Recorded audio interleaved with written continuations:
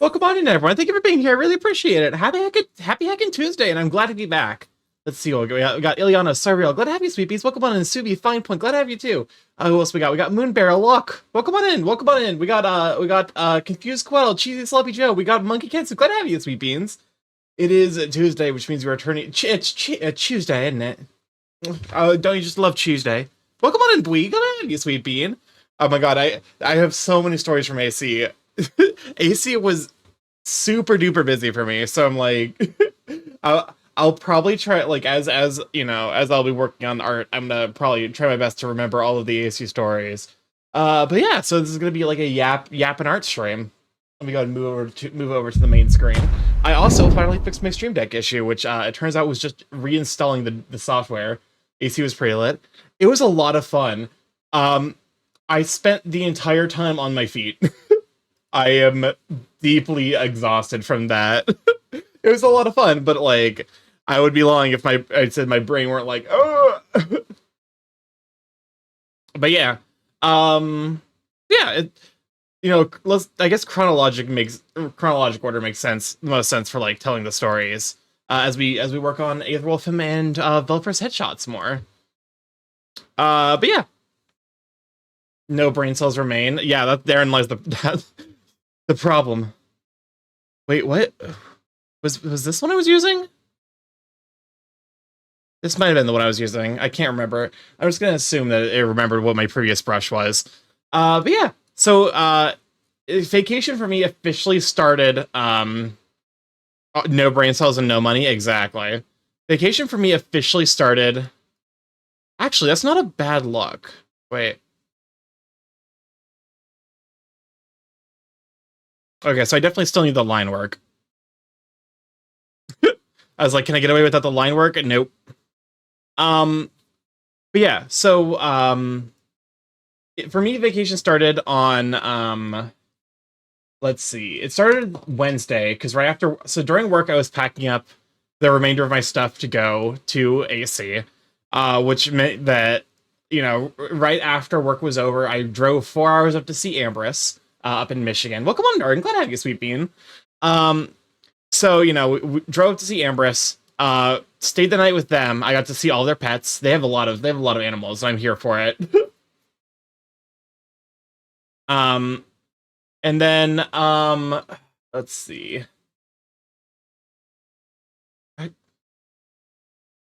Okay. So after that, I woke up Thursday. We drove 6 hours. I think we got up at like 8. So 6 hours, and wait, it might have been closer to 8 hours because or maybe we left a little bit later because like we were doing a little bit of early packing. But yeah, no, we ended up getting to Pittsburgh at around 4 o'clock, and immediately we got into line. Which so this was the worst line for any convention I've been to, but I think that's largely due to circumstances instead of the actual wait itself. Ambrose and his partner Zeta were super sponsors, which means that they basically got to skip the line at some point. Which like good for them. Good. Welcome on, Zeta. Glad to have you, Sweet Bean. However, that meant that I was basically standing in line alone for 2 hours, and according to the people who actually experienced the full suffering of LineCon, 2 hours actually isn't bad. Most people apparently were in line for upwards of like 4 or 5 hours.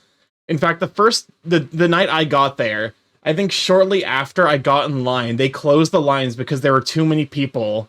Like they basically had to say like, hey, we can't take any more people coming into the line now. Which was good. Not because I had to wait 2 hours, but because it gave me exactly enough time. So I got out of noted if I go to AC, get the super support. Yeah, any level of supporter I think lets you skip the queue. I definitely if I'm going to go to AC next year, and if it's looking to be as busy as it was this year, I'm probably going supporter. We're going to there. I'm glad to have you, Sweet Bean. When Linefest doesn't order enough line for everyone, a little bit. So yeah, I got out of line at roughly 6, which meant that I managed to get out of line exactly in time to make it to Merle and PZ's content creator.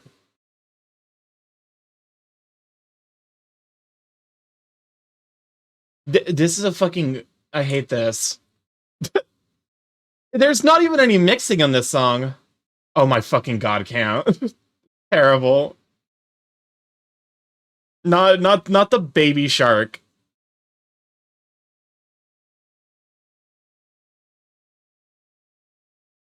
Yeah, so I got a line. Paying for sponsor was definitely worth it. Didn't pay for super. Yeah, that's I could reasonably see myself paying for sponsor. Super sponsor maybe not. That strikes me as being maybe a bit too much. Mostly, I just want to not have to wait in line for 2 hours. But also, I think you get a shirt if you sponsor, so that's a pretty nice upside. What is? Okay. We're still struggling a little bit on trying to figure out how to add texture. What about dry mixing brush?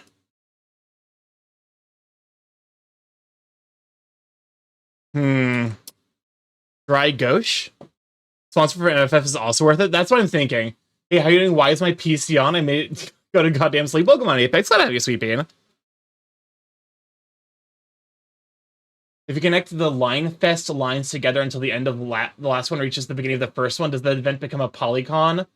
I'm too smooth brained right now to really think about. Griff, welcome on in. Oh my god, welcome on in. Wait, Griff, is it your birthday? Welcome on, Still. Glad to have you too. Okay, look at pros can't draw, silly goober. Oh my god, you show for Griff.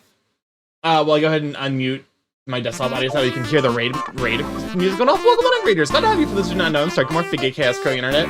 Variety stream live every Monday, Tuesday, Thursday, Friday from 6 to 9 p.m. EST. Mostly I play indie games. However, we'll on occasion do other things. We do arts twice a week here, every Tuesday, Friday. And then, yeah. Also, welcome on Steel Wolf. Welcome on Griff. Welcome on Art. Glad to have you. Starky can draw and print his art, right? You know... I feel like I'm very far away from being able to comfortably print my art, unfortunately. But yeah, welcome on in. Glad to have you. How was Undertale Yellow? We did all 3 routes of that game, and it's a lot of, like, genuinely, for a fan game, that game is amazing. Also, Griff, if I remember right, isn't it your birthday? Or was that recently? Good. Like a giant crow printer. Actually, that's not bad.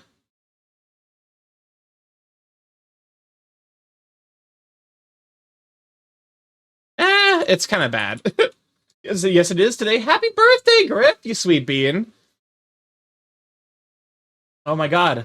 But yeah, like a giant crow printer. It got to Hotland. Yes, it is today. Oh my... Oh, the song still gives me anxiety. What the fuck do artists... I should have had, I should... What in the world is this doing? Is this, like, messing with the, like... Is this it reading the line? Like this?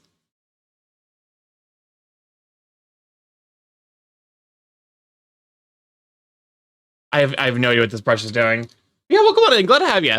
We're just talking about art in AC. It blurs. Oh, okay. Comfort. Maybe this?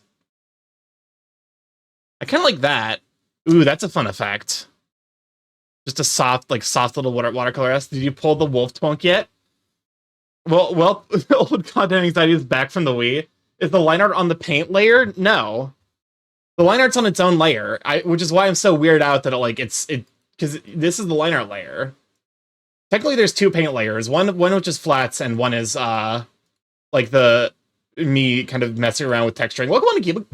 Glad to have you, sweet bean. Great me this weekend. Wow, you're tall. Okay, that's one of the many stories I need to tell. Actually, no, let's go ahead and tell that story.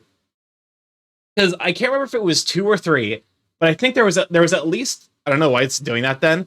There was at least 2 people who were like, oh my god, I finally found someone taller than me to me, and I'm like, you know what?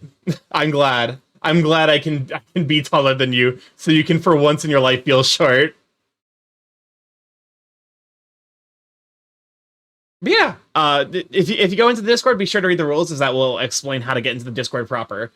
If you're blurring on a mostly transparent layer, isn't it pulling the black out of the transparent pixels? Is that how that works? I mean, the thing is that, like, that I guess it is kind of how it works, because there's not really, like, any pixels here that I guess would be pulling out the black, if anything. But yeah, so there was 2 different people who were, like, I think 6'5" and 6'6", and both of them were like, okay, so the first one I met, I can't remember the second, I definitely met another one, I can't remember where it was. And the first one was at the micro meet, which I did go to because I'm size trash. I'm well aware of my size trash, you know. I'm never beating the size trash allegations. I'll just acknowledge that. What if I go like more severe on the coloring? Can you have the tool only affect the selected layer? Maybe? Way to test would be to set the whole transparent parts of the transparent lime green or something and see what happens. Maybe. But wait, Coconut Mall bets in 6-8 time to the Q. Oh my fucking god. But yeah, so at the Macro Micro meetup, I met someone there who was in suit, And in suit, I was staring him directly in the eye, and he's like, "Holy fuck, you're tall." And I'm like, I've heard that before. I was very much, I was like, yeah, I at this point I'm used to it. And he was like, holy, like, I actually, like, he was like, I'm 6'6", I think he was 6'6". So he was like, I think might have finally, the micros were frothing. Low-key, that is where I gave my first uppies, and I'm pretty sure it was from someone who just really enjoyed the idea of feeling that small. Like, there were two people there who did not know me, but just saw a tall person. They're like, oh my god, yes.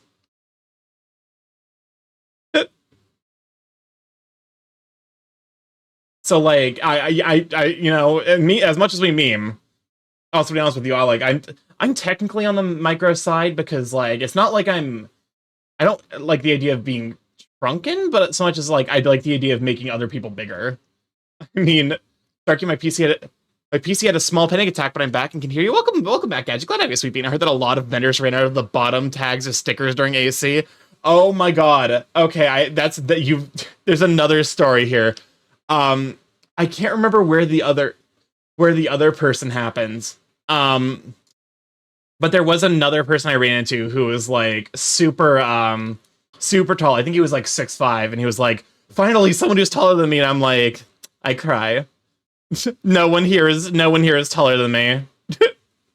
certified a hole. Oh my god.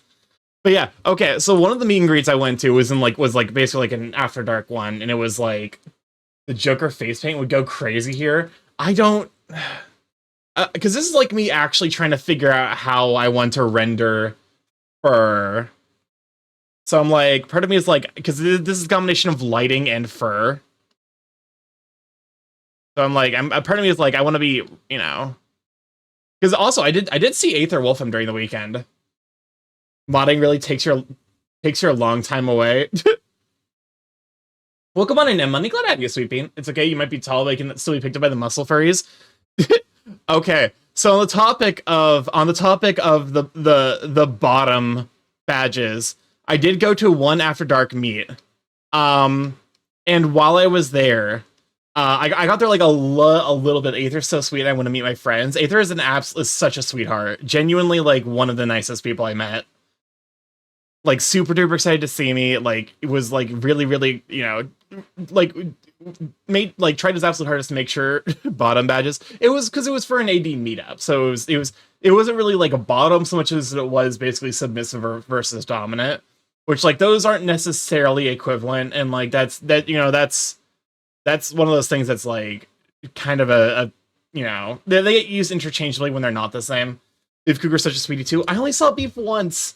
I saw Beef once as I was heading back to my hotel to get ready for something. So I was like,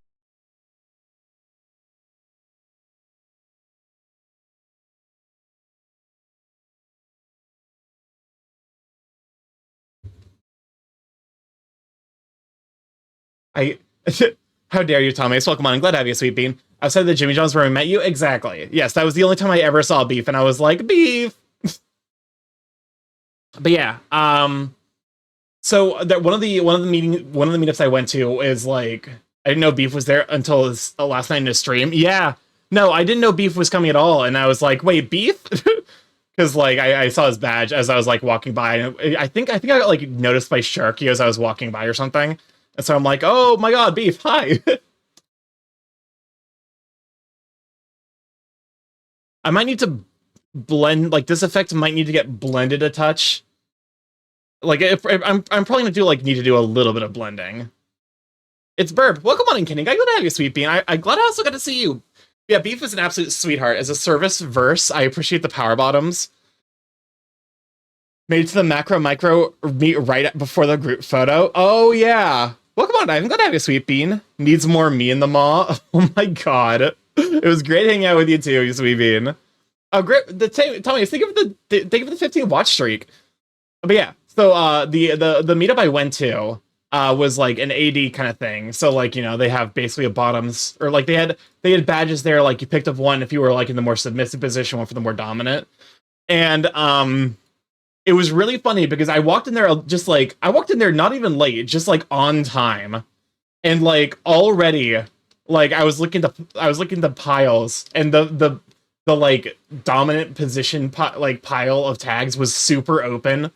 Like it was mostly full, and the the submissive one was like, holy, it was like almost empty to the point where like it was literally gone. I think within like 5 minutes of the meeting starting proper, which is a really fucking funny.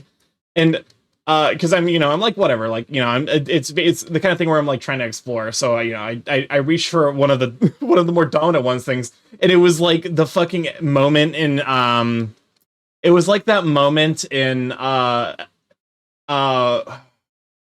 what Elder Scrolls, not Oblivion, but where is there a bunch of bottoms confirmed? Not bottoms, submissives. Not Skyrim. For those who play Skyrim, you know when you pick up like the orb, the one orb, and it's like a new hand touches the beacon. Exactly, it was a new top touches the beacon. Straight up, like out casual conversations happening as they're like, wow, we should have printed way more submissive badges. And and I reached for one and I was like, oh my god. Many furries just went praise. Low key, I think.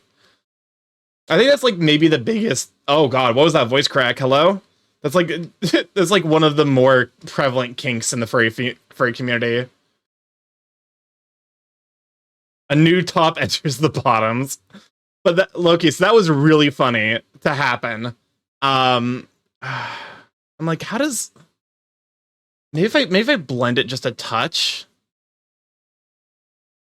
can I help fill out the effect a little bit?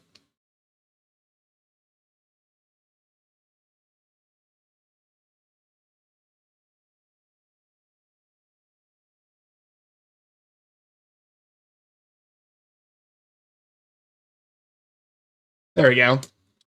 So you became the steak in a room of hungry folk, basically. Um, God, okay, so that was the that but it was just funny because it was like, oh god, what did I do? Immediate panic of like the holes will be filled by all. So yeah, that was fun. It was fun to discover that apparently all you, oh for fuck's sakes, Chad, am I allowed to skip this? I'm skipping this. Skip. There we go.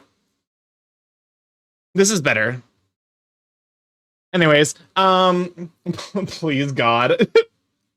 But yeah, so that was one of 5 meet and greets I went to over the course of the entire con. Not the swing. This is in 6A, Baby Crow. That could also work. But yeah, so that was one of the 5 meet and greets I went to throughout the con. Which was really funny because like one of them ended up basically being like, I thought, I thought I was gonna have time for this, and I just straight up did not. Oh, okay, that's because that's Lando Calrissian.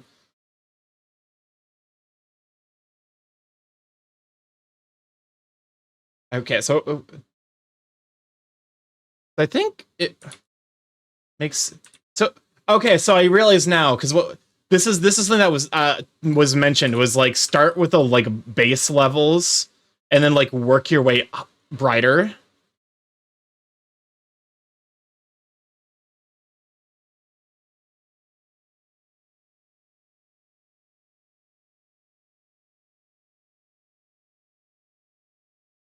And then if I blend this like a little bit, this should add a fun effect. You could waltz to this.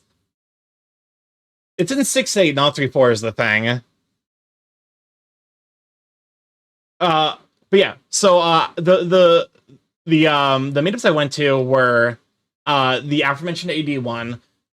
There was a macro micro meetup that I went to, the bird meetup I went to, and there was actually a lot of birds. I was kind of surprised by how many birds were there. Like, because like, I'm always like the voice of like bird propaganda. We always need to have more birds. We're multiplying, exactly. To the point where like we actually didn't have enough space in the room where the birds were meeting up. So we basically like spilled out into the hallway.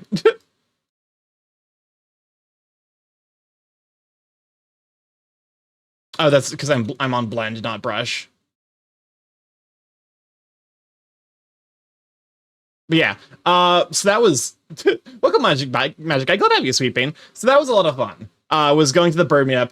I started multiple conversations by just pointing at someone and going bird. Points at you, bird. Literally, Starky is a computer supposed to start if you push your table like a 1 millimeter because I'm losing my mind while I'm tired? No, I don't think that's supposed to be the case. I'm pretty sure your computer's not supposed to do that. I could be wrong. But so yeah, multiple conversations started by just going bird. I actually saw a decent number of like bird streamers there too. Start as in power on from cold off, or as in resume from. Yeah, okay. So if you're like, because it can resume from hibernation.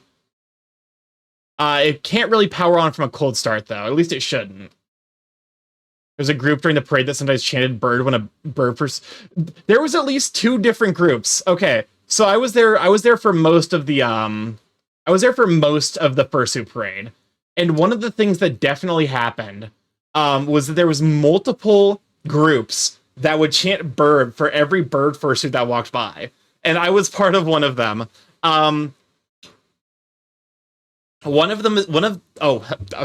sorry, hold up a moment, by my surprise limbo.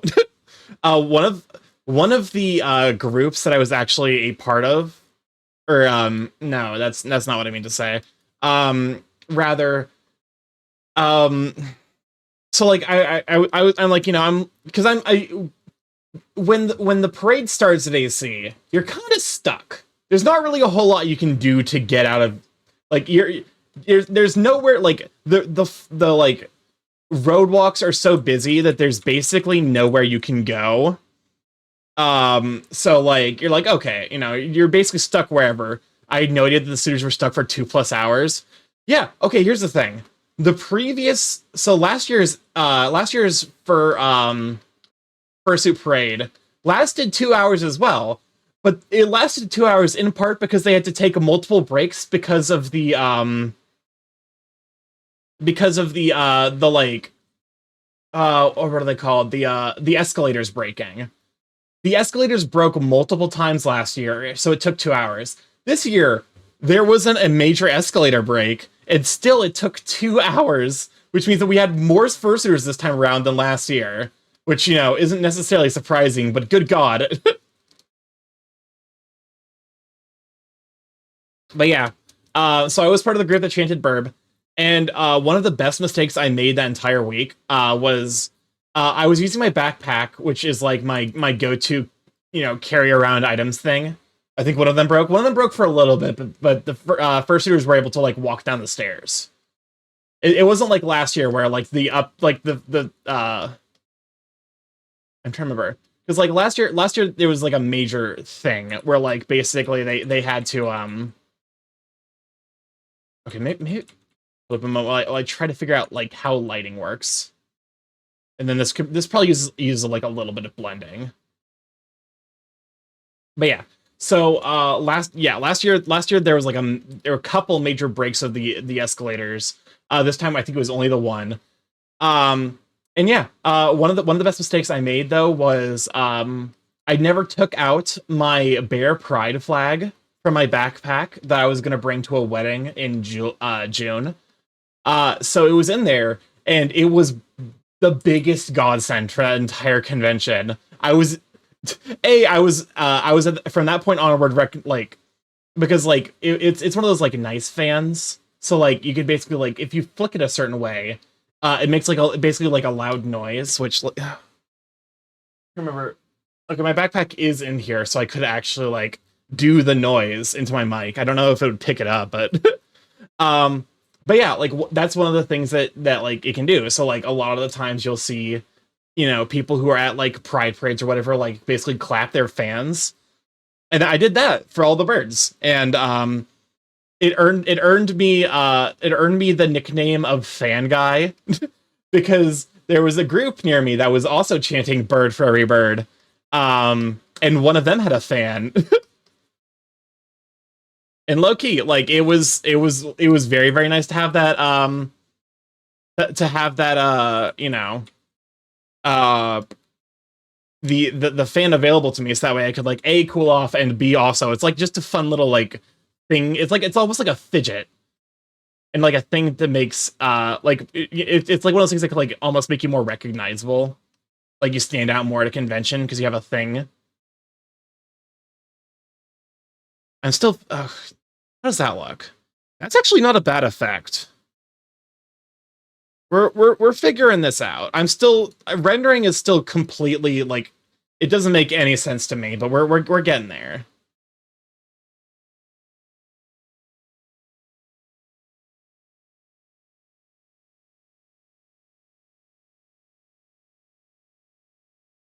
I kind of need to blend this a bit better.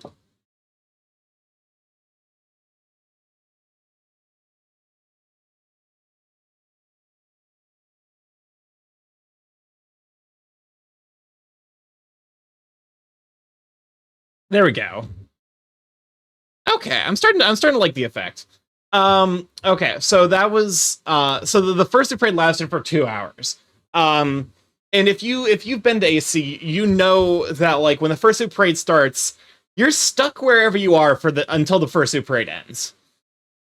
If you are in the building, like in the convention center, you're kind of just trapped there until the first parade ends because all of the sidewalks are full of people. So you're going to be finding your way to go anywhere, which isn't like that much of a problem, but it is just like one of those things where it's like if you don't have the energy because you spend the entire day walking around, sounds like hell. It's actually not that bad because it's actually like a good excuse to be like, yeah, let me go ahead and actually like take a break.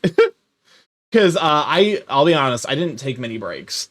I'm the kind of person where like my strategy for making sure that I don't get post-con depression is to party to the point of exhaustion where I can't be depressed because if I tried to do anything else, my body would have failed. Like I would have actually failed and had to have gone to the hospital. And this year was another successful way to prevent post-con depression. Is I fucking go hard at like conventions. I party hard. um so yeah, that you know that's my usual MO when I go to conventions, which isn't necessarily healthy, but is a good way to make and if you're recording the parade, you can't leave your space. It'll be gone when you come back. Yeah. Admittedly, I learned that at very least like the parade this year, if you stay inside, you actually get like for whatever reason people really like congregating outside. Whereas if you stay inside, you tend to get like more open spaces and you have the AC. I guess if you're outside, you get better lighting. So if you're taking pictures, this probably makes sense. And also like, you know, you have to have like you probably have to have like a convention badge to be inside. So like, you know, if you don't have like a convention badge, that's probably like why a decent number of people weren't actually you know, hanging out inside. I think it was definitely the smarter play of the two was to just be like, yeah, I'm just gonna hang out in here. Okay. Rendering. But yeah, so like basically when the furry parade starts, you're just stuck. There is zero ways to really get anywhere fast. You just acknowledge, you make peace with the fact that you're stuck wherever you are for a little bit. And I was happy to just kind of sit there and vibe. What is this song? Dawn Trail theme. Okay. Oh, so this is the theme of the newest Final Fantasy XIV release. Sorry, I'm like somehow I didn't catch any con cred, or at the very least, if I caught con cred, it was relatively light to the point where like, are we talking about the parade? Yes. Like I think I might have caught something minor, but definitely nothing like too heavy. Because like I took a COVID test yesterday. I need to probably do one right after stream, just to make sure. But like no COVID, you know. I was in there for over 2 hours. Wait, did you actually wait, Locke, do you have a fursuit? Am I learning something about my mods? It was awful. From a viewer perspective of someone who was inside in an air conditioned area and who could just sit down whenever, it was great. You do okay? You do? Oh, that's awesome. I must have missed you then. Because I okay. So I got there like after like half an hour had passed.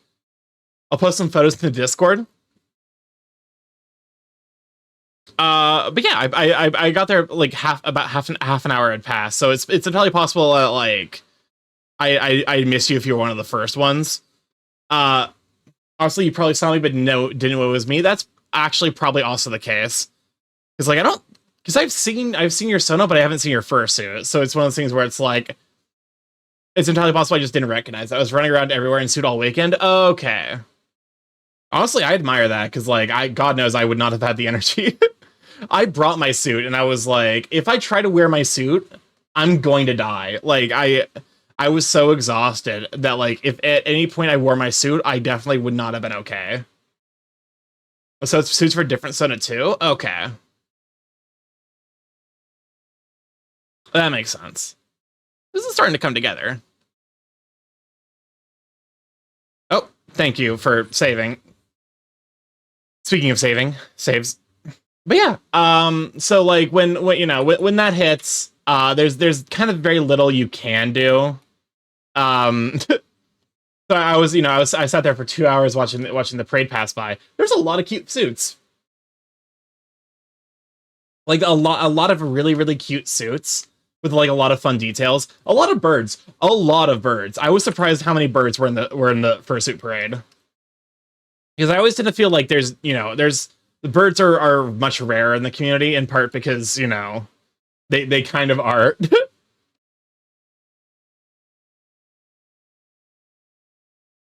Okay. I know I'm kind of doing this wrong, because you're supposed to do like dark colors and then layer over lighters. But like, leave me be. Because like I do need to do like the ear shadow here.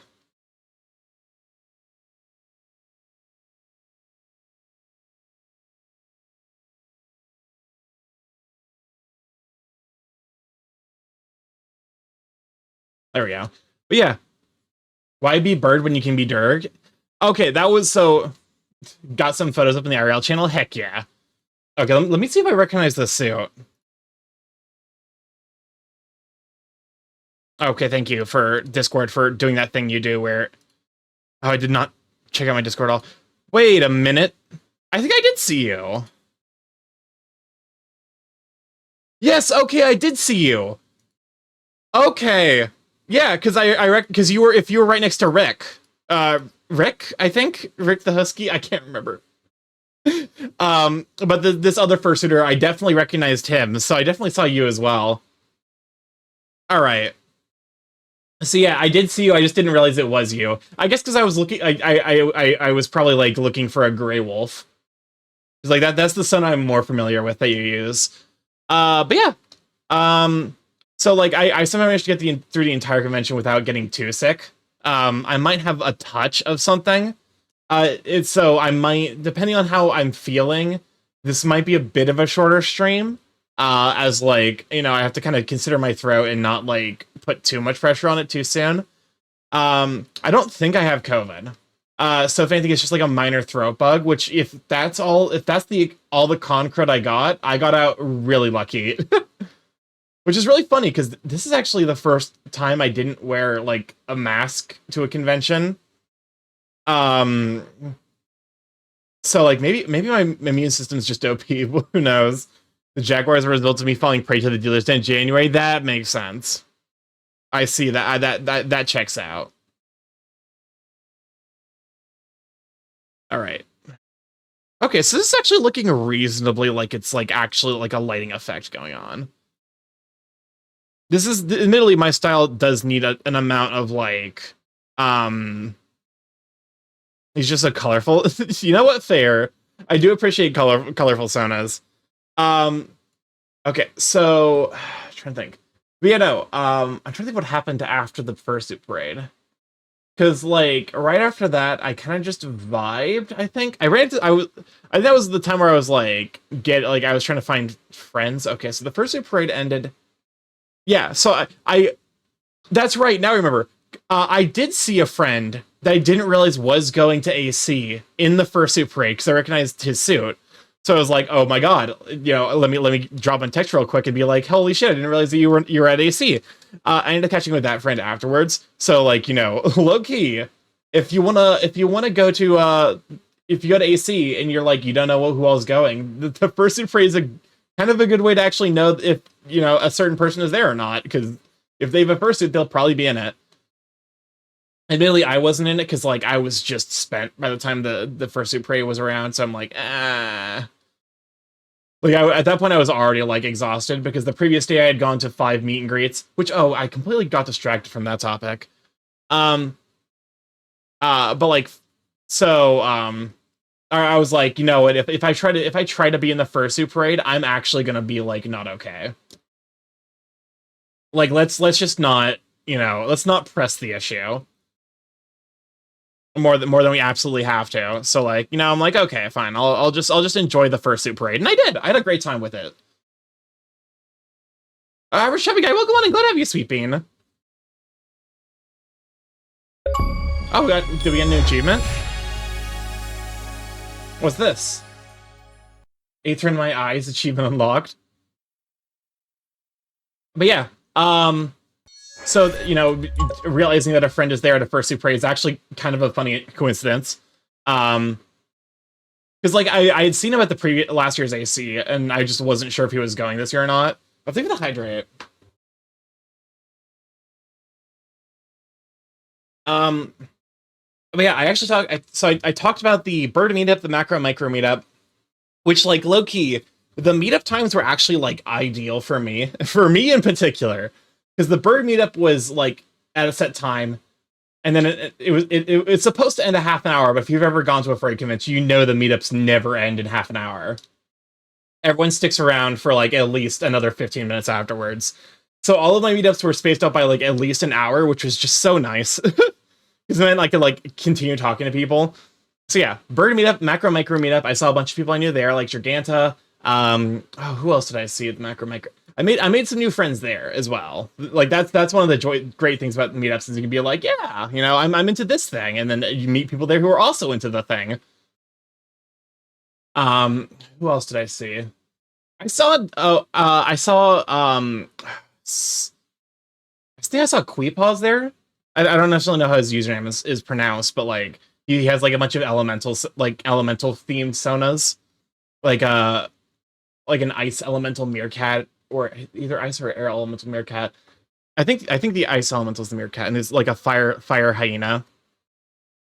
But yeah, it was fun going there. I had two different short people approach me asking for hugs, and I was like, "Do I know you?" And they're like, "No." Can I get a hug? And I'm like, you know what? Sure. You know what? You live your dream. Enjoy tall people hugs, because God knows I can't. So that was a lot of fun. And then an hour passed, and I think after that was the dragon meetup, which I was going to go to. A, because I thought that there'd be a decent number of people I recognized there. And B, because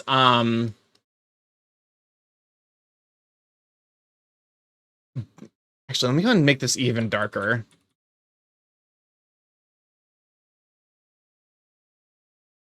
Not quite like pitch black, but yeah, that's the good stuff. And a person show up next to me at the Merlzo panel. Yeah, it's okay. That was so funny. Okay. So, day one, I mentioned that I got there at 4 o'clock and spent 2 hours in LineCon. Merle and Pronzo's content creation panel was at 6 o'clock. So I got out of it, got out of LineCon, and then was walking to get dinner, and then Ivan, welcome on, thank you for subscription for 2 months. Enjoy the ad for emotes, you sweet bean. Ad for viewing emotes. Not me accidentally shortcutting that one so super hard. But yeah, what with a 0 month streak? Wow. Oh my god, average Chevy guy. They have the 25 watch streak. And also the Somnom, the Glizzler scares me, the shame. Now, I appreciate anyone, like, regardless of streaks, I don't really care too much about streaks. It's mostly just there as like a fun little extra, like, oh, fun detail. But yeah, streaks are dumb, exactly. So anyways, it was 6 o'clock and I was about to go get dinner. And then I checked my schedule because I'm like, wait, what? Why? I feel like there's something supposed to be happening right now. Check my schedule. Oh fuck! Merlin Pronzo's, Merlin Peasy's, configuration panel had just started as I was leaving the line. So I'm like, fuck, and I just I started off my weekend functionally with like a sprint. To be like, okay, cool, great. This, start as you mean to go on, I suppose. So I sprint up to the fourth floor or was it I think the third floor. You're like the Corvid lawyer from Ogloff. But yeah, so I immediately start sprinting, basically to like make it there. And I'm like, I walk in 5 minutes after it started. So like the panel has just started and I'm like, oh fuck, there's no spot. There's no seat there, or like there might be seats open, but I'm already like a sweaty, disgusting mess. And I don't want to, streaks are for funny emotes, especially the Glizzler. Oh my fucking God. But yeah, so I'm like, I don't want to sit next to anyone because I'm disgusting and gross. So like, I'm like, oh God. And then I see someone standing in, I'm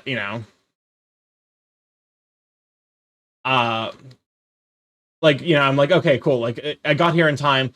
Let me go and just stand next to someone. I look over and I'm like, oh, wait a fucking minute, this is Ivan. The problem is the panel has started. So I'm like, I can't talk to Ivan yet and be like, hi, I'm Starky.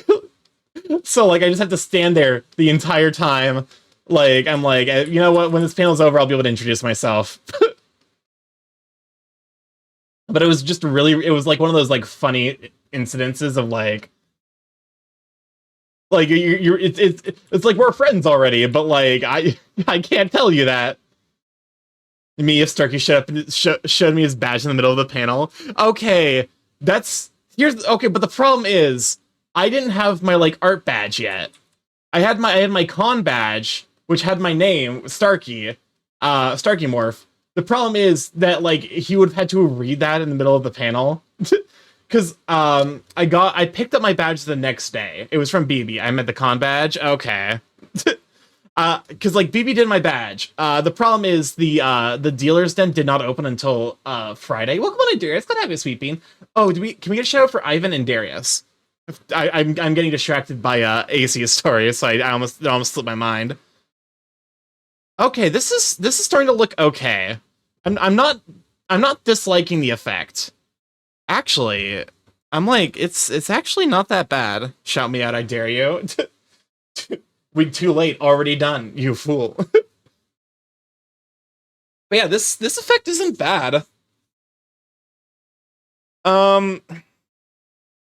It's one of those, like, rendering is definitely going to take some time to actually like kind of learn, and like I'm sure some amount of it is just like me afraid to let any brushstrokes be visible, because like if I do that, like, if like my brain is like, if this brushstroke, if this this brushstroke here, like if you can see that, that's a bad thing, but like that's not to show your brushstrokes. I should. And so I guess it's like one of those like confidence things. Is like because like it's how it works. Yeah, I suppose you're right. But also well, we're still learning. We're learning rendering. So there's some amount of grace to be given. So but I guess like I probably should avoid overblending it, which I kind of am a little bit.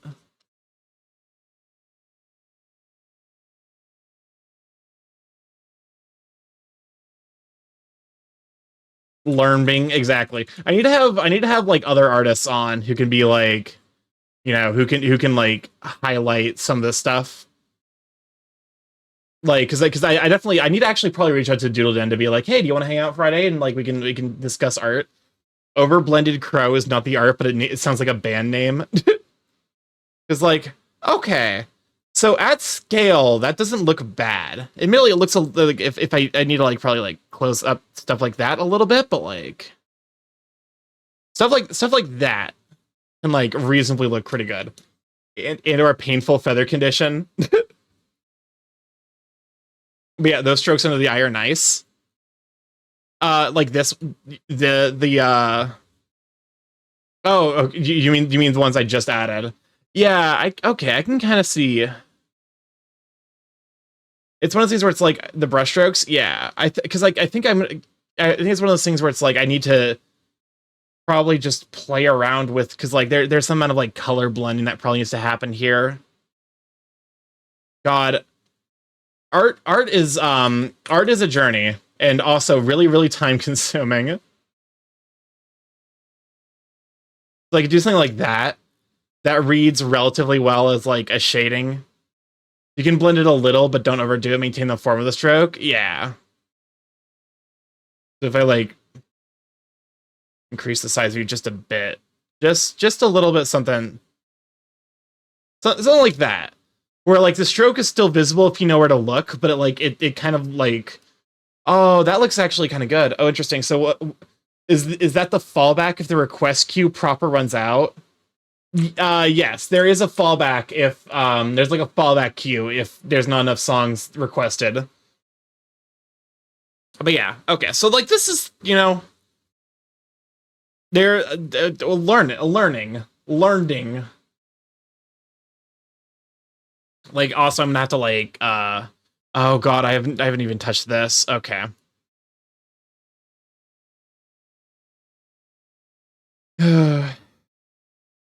Oh, that I'm doing the blend. Okay.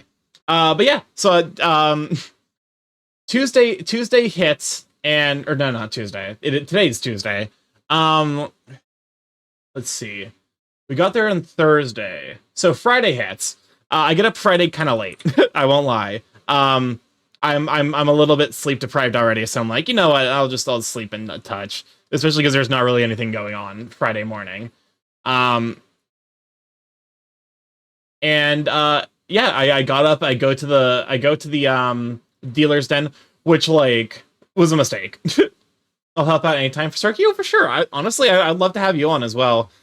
I need to probably just have like an open lobby with a certain like artists that I really like enjoy and respect, artist friends, to be like, yeah, you can just join anytime and like help, you know, suggest tips and backseat. Welcome on in, Chow. Glad to have you, Sweeping. Give it a shout out for Chow. Also, I know one of the things that like was mentioned is like working from dark to light. I think that was a tip you gave me. It was like something like that.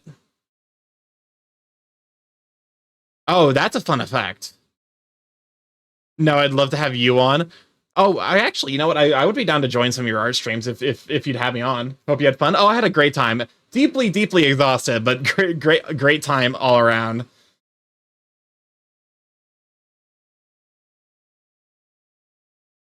But yeah, so I get there. I wake up a little bit late Friday. I go. What did I do? I did something first Friday. What did I do? I did something. I guess I must have gotten breakfast, then just kind of hung out. I think I might have had like one early meet and greet that I went to, and then I went to go get my like badge from the dealer's den, which was a terrible mistake. Absolutely not a smart idea because of how busy it was. Also, like I'm looking at this and I'm like, this is why it's good to double check yourself, because otherwise I definitely would have missed this art problem here.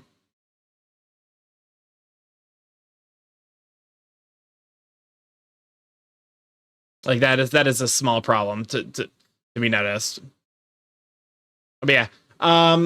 So I picked up my badge from BB. BB's an absolute sweetheart, like genuinely so nice. It was really funny because I got there and they're like, yeah, like I'm here to pick up my badge, and they're like, okay, yeah, what's your name? And I'm like Starky, and they were like, oh my god, Starky, so good to see you, like really genuinely so excited to see me, and was like, If I weren't stuck behind this, this counter, I would for sure come over there and give you a hug. And I'm like, it's okay. I completely get it. Like, unfortunately, I think they were probably busy for the bird meetup. Otherwise, I would have for sure given them a hug there. But yeah, no, it was just great getting to see him. Oh, I see what's happening. It's because that needs to be lighter. Oh no, I think I'm actually kind of figuring out what it's like to render, and it's scaring me because it's really a lot of work. Oh no. Interesting. So it still doesn't interrupt individual selections from the fallback queue. I take it. Is that one actually an hour, as it says in the title? Yes, it is. Okay, so that's what happens when.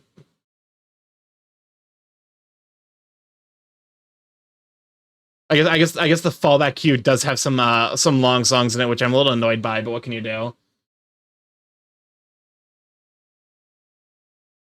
But yeah, I'm trying to think of like where was I at? Oh yeah, BB, absolute sweetheart. Love them to death. Good to know. Seems maybe unintended side effect. Yeah, that explains how it like because we've had that sneak in there before, and I was like, how how did this happen? How did this happen?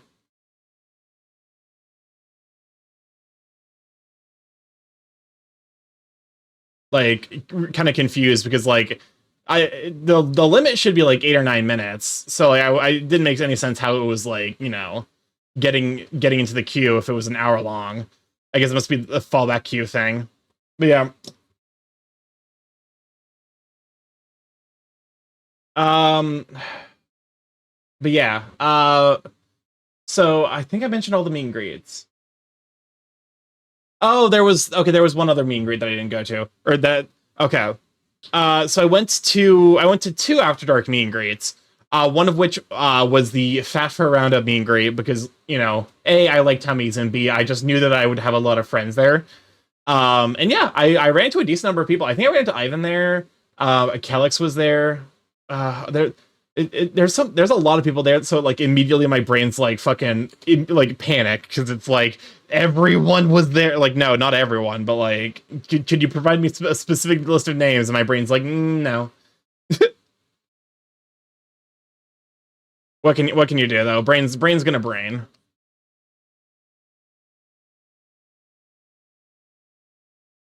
But yeah, so that was like one of those things that was really funny to it was funny to go there. Actually, I believe that was the meet and greet.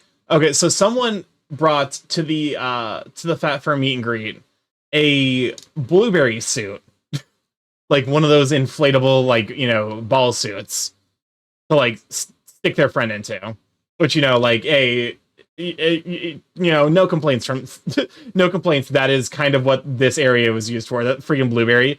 It was so funny because like this room is fucking packed. Apparently the Vor meet and greet was also packed. I didn't go to that one. Because like so I'm like okay, whatever. Like the like from what I hear, the Vor meet and greet was like so packed they had to like they basically took up the entire hallway outside of where it was happening, which is wild. That is wild to think about. Not surprising, but a little bit wild. So like the Fat for meet and greet was actually kind of comparable. It was also super busy. They were so it was so packed they had to tummy timeout. I mean that is a happy side effect, I suppose, of that being the nature of the meet and greet. Actually, I could have reasonably justified going there because I actually do. I'm not into Vor myself. I'm Vor neutral, but like I do have a lot of friends who are really into it. So I'm like, part of me was tempted to go. So I'm like, but I was like, I was gonna go to this other thing. I was gonna go to like I was gonna go to a panel, except the panel was so fucking popular that they didn't have enough space for everyone. They had to deny entrance to like a solid 20 or 30 people because there weren't enough seats for everyone to sit there. I'm just a Vor ally. Definitely. Definitely, especially considering you took So Corporal Payne, who was volunteering there and is also just an all around sweetheart, had stickers of his Sona in a bottle, and there was two different versions. One that was just his Sona in like a little bottle, and one that was his Sona in a bottle. It was the same sticker except it had the text "Eat me" on it because furries. And naturally, I chose the I chose the version of it that didn't, that didn't have the "Eat me" text. But a certain Ivan art, I got that one too. No, I definitely, I spotted, I'm pretty sure I spotted that you had in your collection the one that said "Eat me." I might be misremembering, but I feel like, I may have misheard what you said. No, oh, so you did admit to getting the "Eat me." I chose the "Not Eat me" because I'm like, you know what, this is not really my thing, but like the sticker was still cute. I have no strong feelings towards war. Honestly, same. Big same. I may have did a self-report. You did. Now all of chat knows that you're a devore. I mean, honestly though, you know what? This is a vor safe space. I don't like as long as you're not trying to eat chat members without consent. If you as long as you get consent, you're fine. And also, like, don't eat people in real. Oh my god, I have a friend who apparently modded for a vor chat and had to constantly kick one guy who kept joining because he genuinely was trying to get someone to eat him in real life. And I was like, no, sir, that is like a crime. But yeah, I didn't go to the vor meet and greet, although I was tempted to just to see some friends who I knew were almost certainly going to be there. I know to think about vors from other streamers. I mean, listen, like I'm not gonna pretend like this is a, though not my thing. Exactly. Like I'm like, you know what? It's time to close the fandom for a day when that happens. A little bit. That's called cannibalism and is generally frowned upon in most societies. Exactly. And they had to constantly be like, hey, that's like actually a crime and we literally cannot condone that. Please go away and stop rejoining. We beg of you. But yeah, so like I'm like, you know what? I'm not into vor, but I have a lot of friends who are going, so I was considering going. I ended up trying to go to a panel that apparently was so busy that I was literally the first person, like, okay, so I'm trying to get into this panel. They have, they're like, okay, they're counting the number of seats they have, so that way like everyone can sit down, because apparently that's like part of the fire safety code or whatever. If you try to eat chat members here without consent, the mods can get to do the same to you. Just be aware, Starky's not fed us in 2 weeks, so don't test us. But yeah, so like I'm trying to get into this panel because I'm like, it's a topic that I'm relatively interested in. Apparently, a lot of fucking people were interested in it, and so like I'm the next person in line. If there's any seats remaining, I'm gonna be one of the people.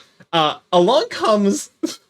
And like I this is gonna be a little bit of shade thrown, but I completely get where they're coming from. Apparently, the guy who was giving the panel's roommate showed up at the last possible. Okay, Cam, I love you to bits. I'm gonna skip that song. I want to be honest with you.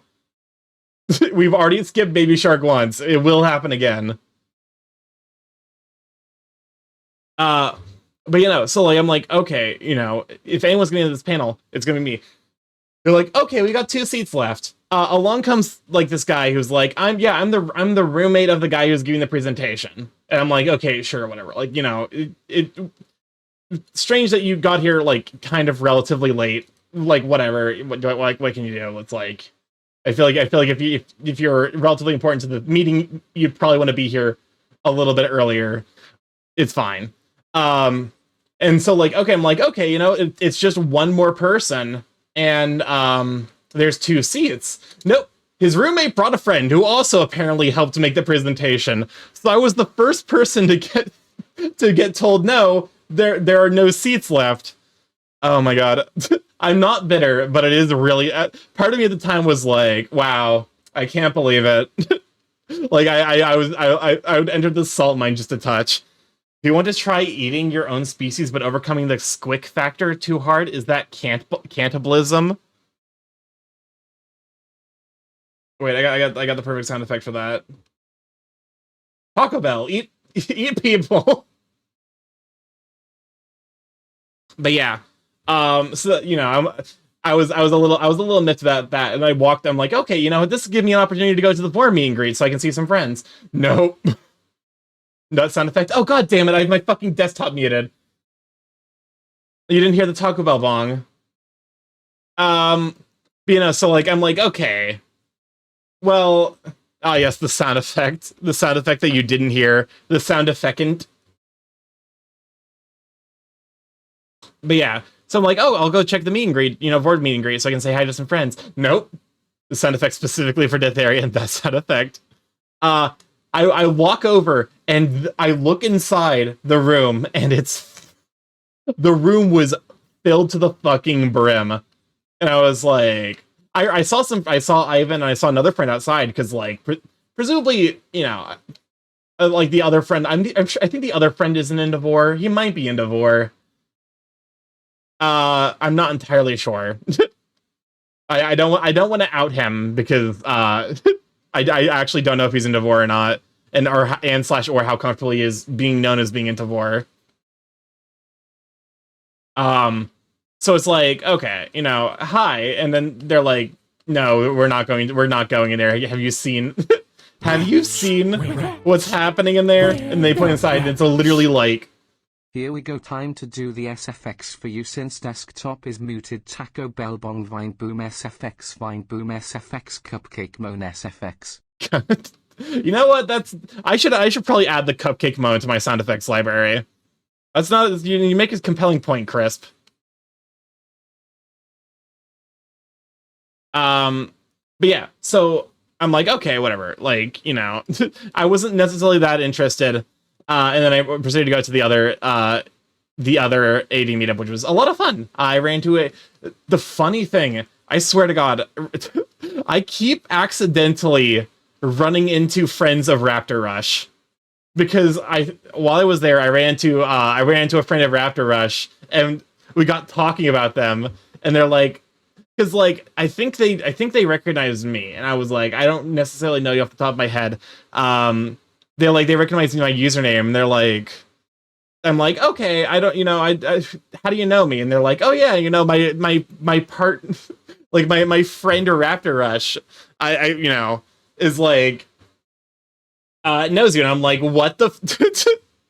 And then I proceeded to tell them the story about how I accidentally outed Raptor Rush as a furry to one of his IRL friends from college, which was really funny. Honestly, great. That was like the AD where like I basically didn't at all talk about like this specific subject matter. Instead, just like had a great chat with a new friend. It was really funny. Okay, how does that look?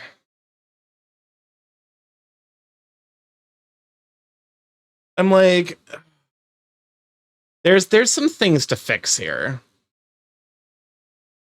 Some light fixes. Nothing too major.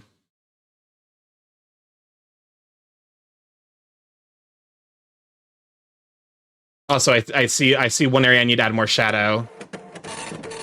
What? Okay, why would you scan me? Why would you do this? What? I've become a Doduo. Help! Help! I've become a Pokemon. I've become a Pokemon. Anyways, welcome on, Dlof. So glad to have you, Sweeping. What's up, Crisp? Where the rats?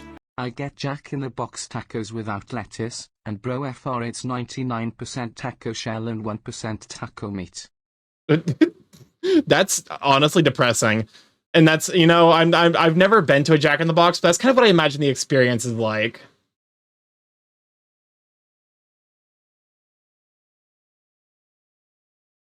Okay, I actually kind of like the effects that I've got going on here.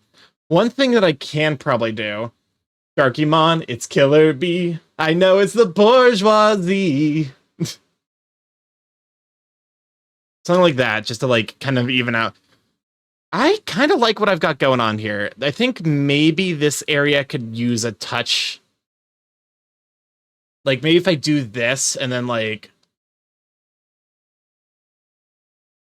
something like leave a little bit of space here, and then brighten this up just a touch more.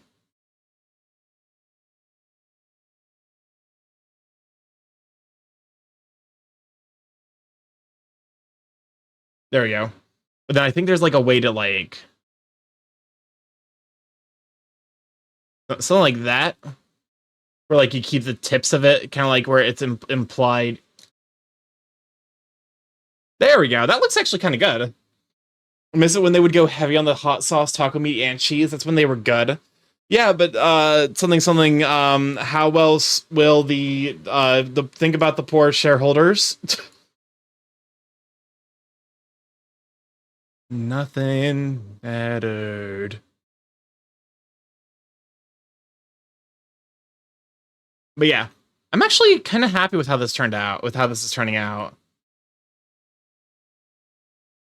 Something corporations. This is actually not bad. There's some detail work I can probably do. Like I need to add more life to these eyes. And I see one thing that I also need to do. Need to darken this up. Yeah, add some like three-dimensionality to this.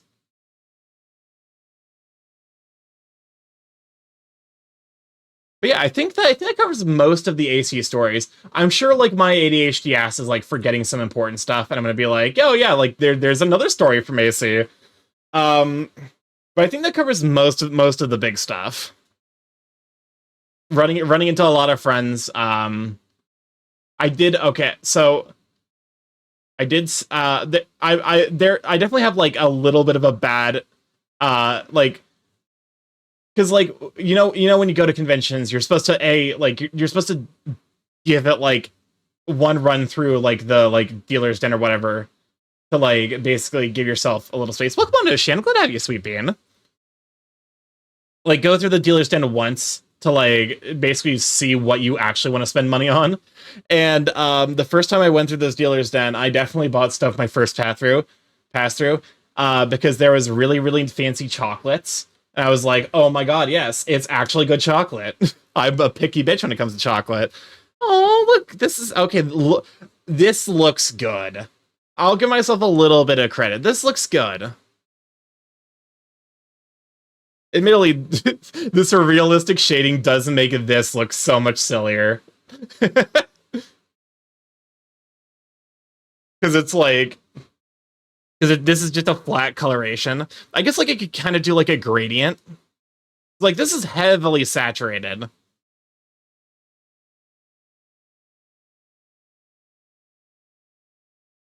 So like if I...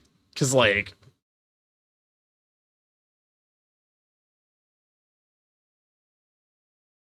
just a little bit to like... I guess give it like that like make it also look like it's not just like a part of a different reality.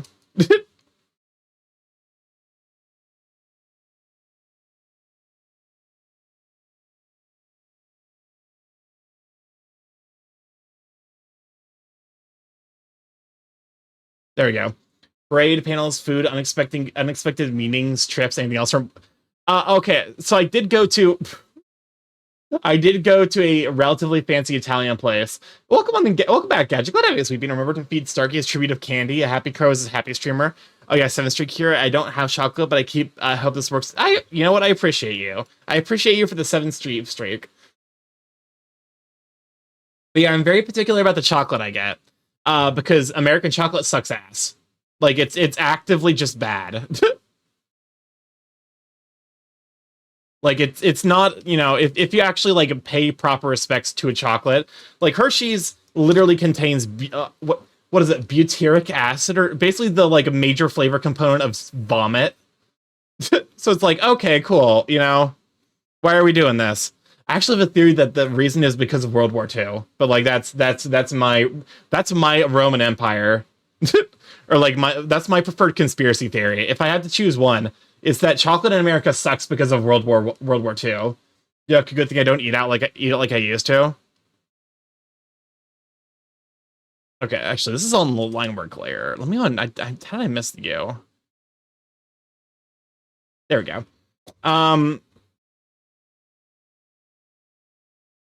I still don't know about the like. Yeah, it looks a little bit better.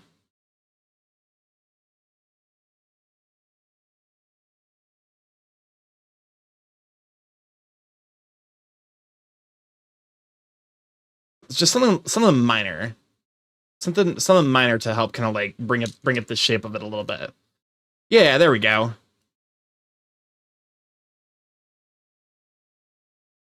Okay, so another thing that I missed. What is this? But do you remember the coffee toffee twisted frosty from Wendy? I do not.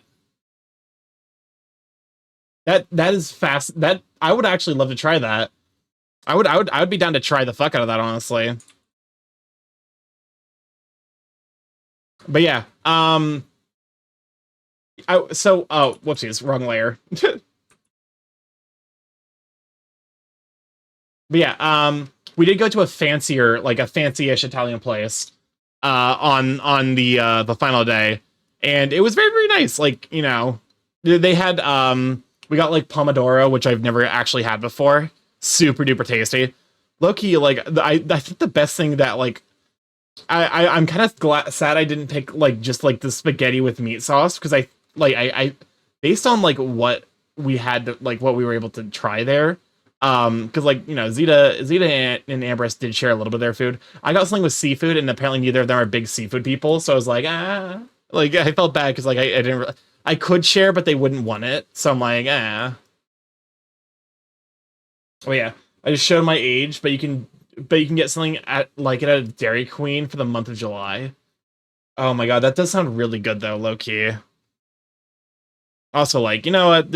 It's fine. Age is but a number, except for like when someone's below 18, at which point you go to jail. Prison. I saw a pic from Anthrocon with a table full of a crap ton of cameras of different shapes and sizes and wealth. A Hasselblad at a furry convention. Furries ain't ever escaping the suspiciously wealthy allegations. I think it depends on, because like there are certain furries that do have, like, they are furries of means. The problem is the furry community is a pretty wide-ranging net of people. Age is just a number that is sometimes very important. Exactly. No matter like my males, men, and above the age of consent. Exactly. That's a big. It's important here. Reminder that this is an 18 plus stream, so if you're below the age of 18, do not engage. Do not. We will send you to the gulag. The gulag of being banned, basically, forever. But yeah. What was I talking about? I was talking about a thing, and then my brain got distracted. Oh yeah, the furries, the suspiciously wealthy furry allegations. Like, I get where it's coming from, and it's coming from a place of like relatively, you know, it's like, oh, you know, you're supposed to, it's like a joke. There are furries.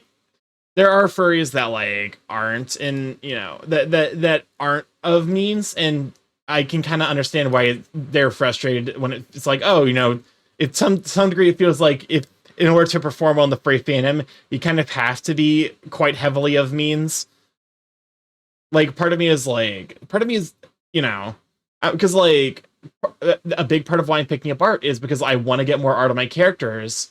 And like, it's not to say that like any artists are overcharging. In fact, I think artists should charge more, but it's just that money right now is hard to come by because the economy is fucked up. So I'm like, you know what? I'm just going to learn to do art myself.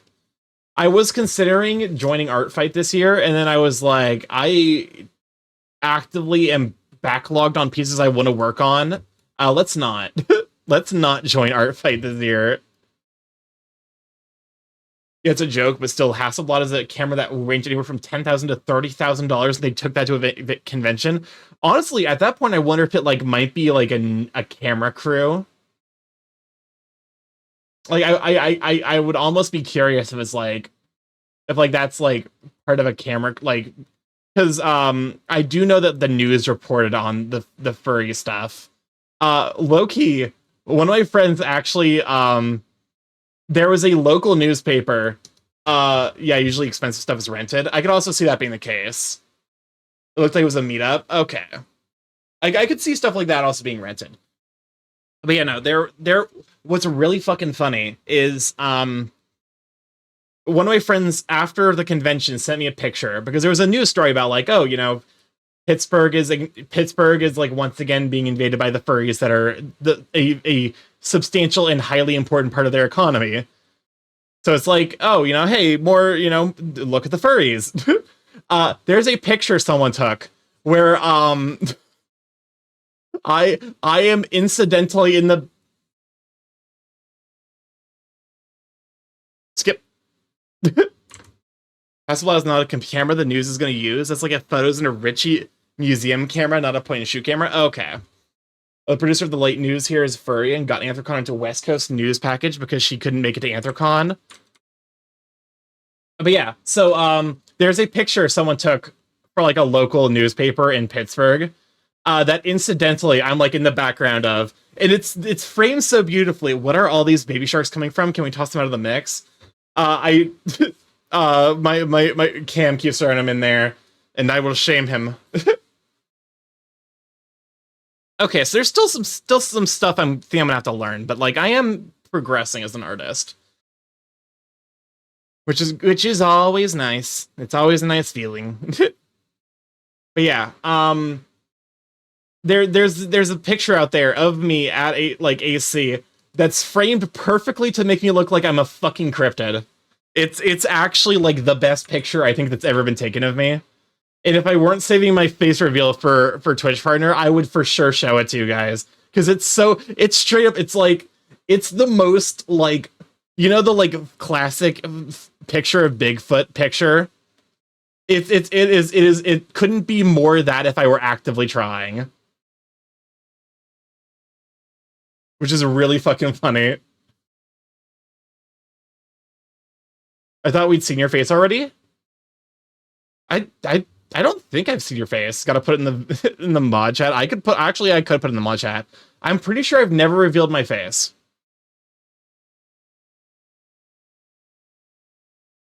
Like that's something that I don't think has happened yet. Or if it did, it was entirely accidental because I am still saving that for partner.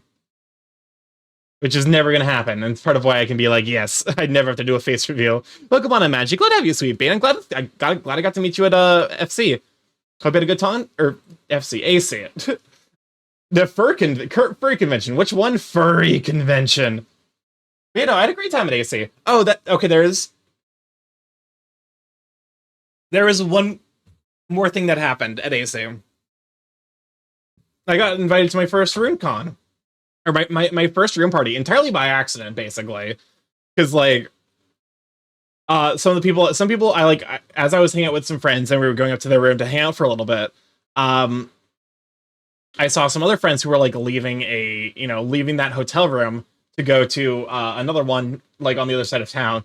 I was like, oh hey, like, you know, what are you guys up to? And they're like, oh yeah, we're going to a room party. Loki furry room parties fucking slap. Like it was a lot of fun. I think I scared the fuck out of someone at that room party though, and entirely unintentionally. You said FC, and my brain was like, wait, I don't think Starky came to Cal. I've not gone west of.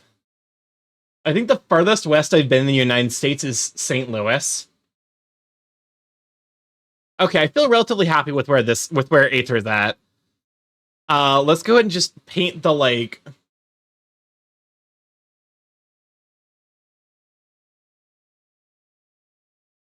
I don't know what Aether's preferred color. Oh fuck me! Hold up a moment. I need to do some stuff to the eyes. Also, excuse my local con. Further confusion. Okay. Wow, rendering sucks. Rendering significantly increases the effort in a project.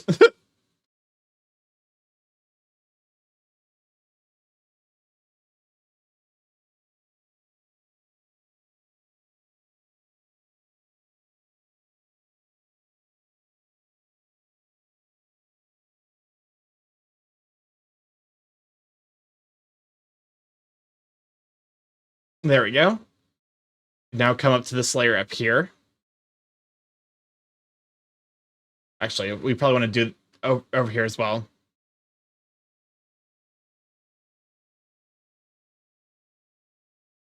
But yeah, so like going to a room con and actually scaring the shit out of someone.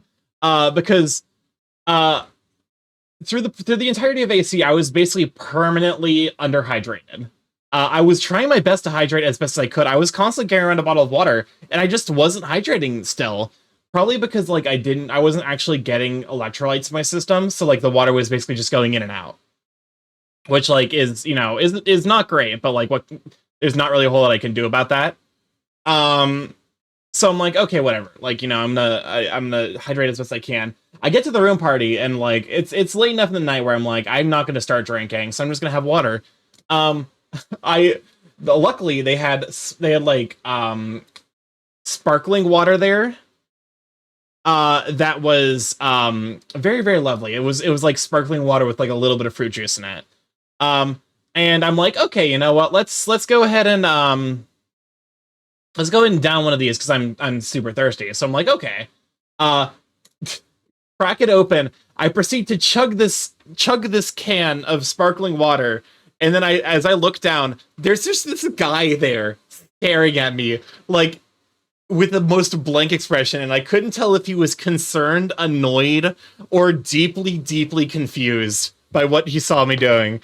And the only explanation I have is that he thought that I was like, I just completely shotgunned a beer out of nowhere. Aroused? God, I hope not.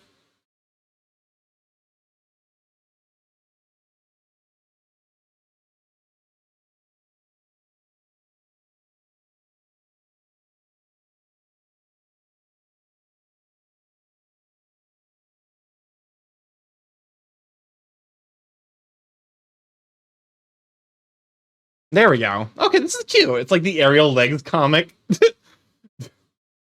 7 legs. 8 legs. 7 begonias. Okay, this is cute. I actually think I'm happy enough with this where I'm just gonna add like I'm gonna hit it with the classic like I've worked a lot on this, and so I'm just gonna paint like a thing in the background.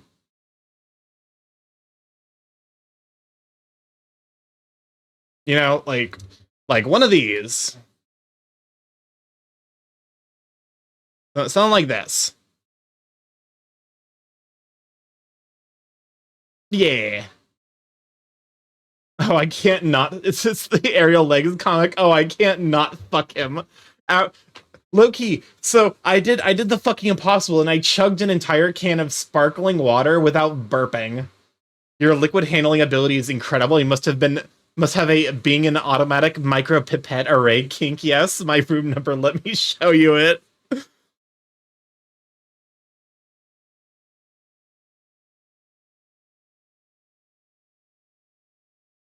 Okay, let's go and add like a little, something like that. There's this piece is there's a lot I've learned here. There's a lot that I still need to get progress on, but honestly, I'm happy with where this is at. All right, now it's time for my favorite part. First of all, not this is not my favorite part. Exporting it as a PNG.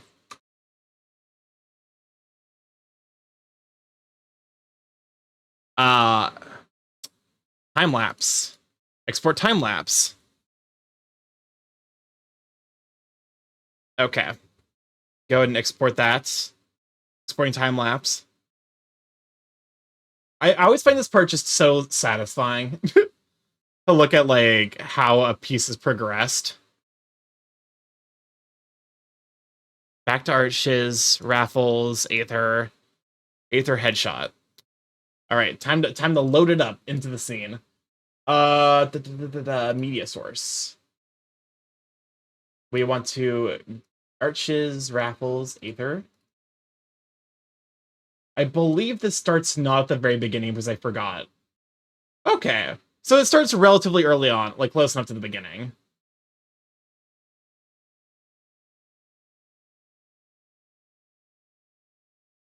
Honestly, There's so much of me trying to figure out what the fuck, how rendering works. Oh my god, it's such a substantial portion of this. I think there are certain things I need to do with my style that I need to figure out. Which is, first of all, I need to probably figure out eyes a bit better, because these are good, but they don't necessarily super blend with the lighting and rendering that I like to do. But that's a later me problem. Alright. Welcome back. It is time for Velfra. Hello, Velfra. How is you?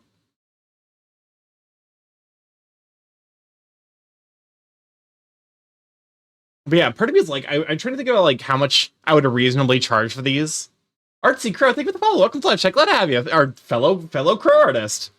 I feel like, because like I was doing the math earlier during work, and I'm like, this was about 6 hours of work for each of these headshots.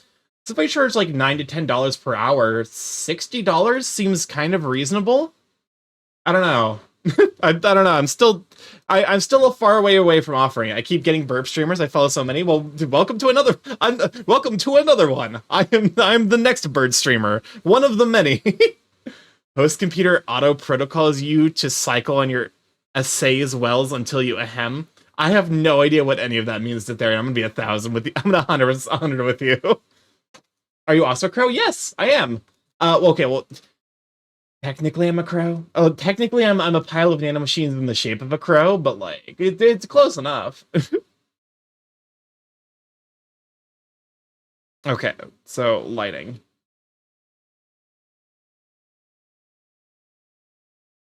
This is fine. It's fine. It's fine if I paint over this a little bit, because this is gonna get repainted over.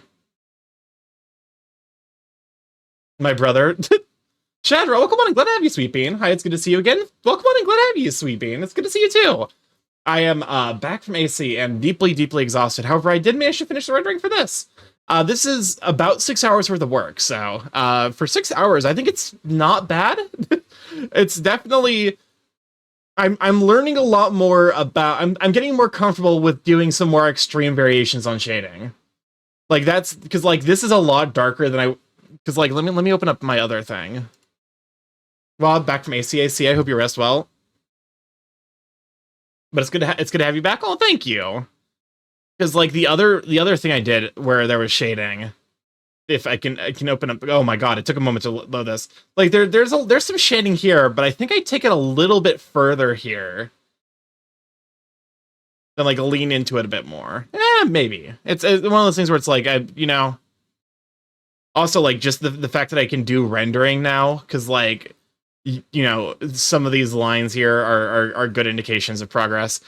There's still a lot to learn. Art is a constant journey of self-discovery. God, if it isn't fucking exhausting, though. I need to read through the books that DA and Dela suggested and that I bought and have not given a proper read-through yet. A big thing about them is just, I think, oh, fuck me. Hold up a moment. I need to make a new layer for the actual like shading and rendering. Maybe people don't think I'm a crow because I don't have a beak. I have fangs, but it's only because I can't animate a beak. This is his name is Crowpy. Oh, that's so cute. To be honest with you, like I'm also like I'm a big fan of hybrid sonas. My other sona being currently in the process of redesigning, but being a badger dragon. Is one of those things where I'm just like, you know what? It's fun to take elements that you like from different species and just kind of combining them.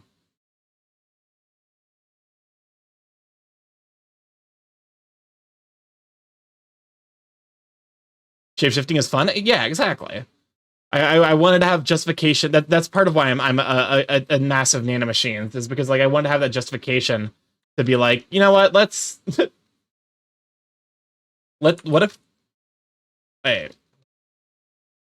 let's just like I wanted that justification to get TF art, a bad dragon, if you will. That is incidentally the joke that I realized I was making with him. It's a badge dragon. Actually, I can do the hold up a moment. I need to do the thing. Bad dragon. But yeah, so like because there's a certain art I want to get, but I don't necessarily feel comfortable putting Starky in. So I'm like, let's you know what? Let's go and make a secondary Sona. Also, I can use some of the tropes that like I really enjoy, but don't necessarily see in myself. Trophy's a part crow, part abomination of a human and demon because he made a pact with a demon years ago, and you've also been blessed with lore. Excellent.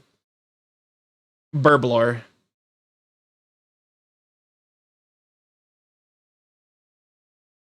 Hello? Hello? Can you hear me? Why is...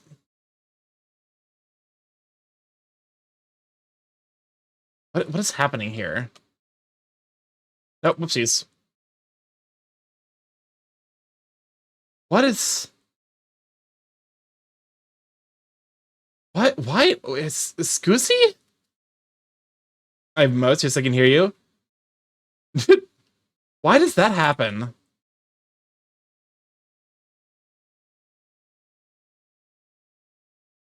Oh, why?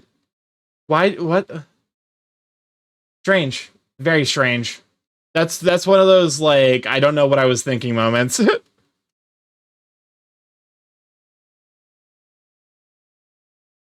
I love how he joined a Starky going scussy. I was so confused for a moment.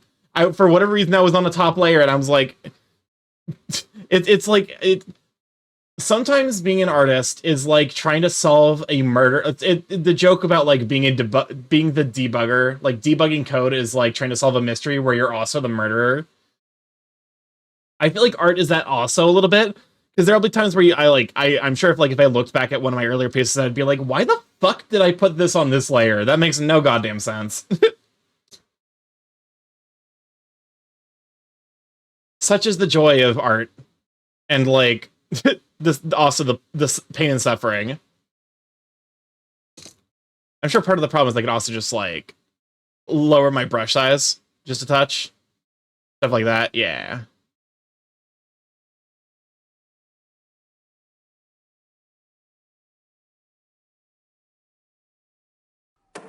There we go. No, Draganta, how dare you? You don't have to do this.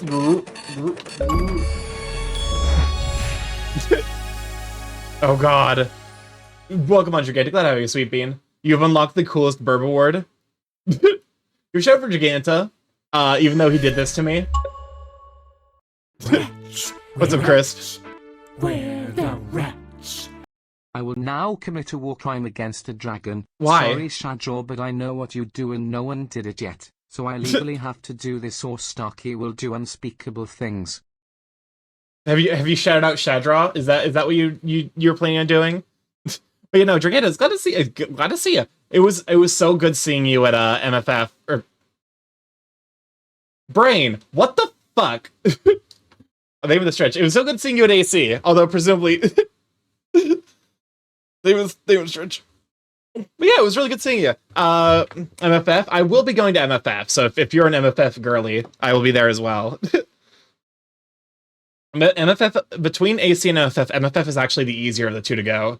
Because it's only 3 hours away, as opposed to the, like, 8 it is to Pittsburgh. Dark you into K-pop? Not really, unfortunately. I have a friend who's super into K-pop. Like, she loves it. But, like, it's never really spoken to me.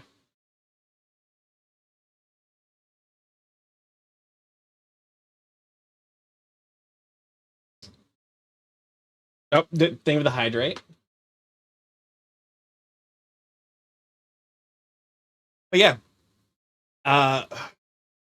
Yeah, no, like I think the only time I saw you at AC was at the Macro Micro meetup.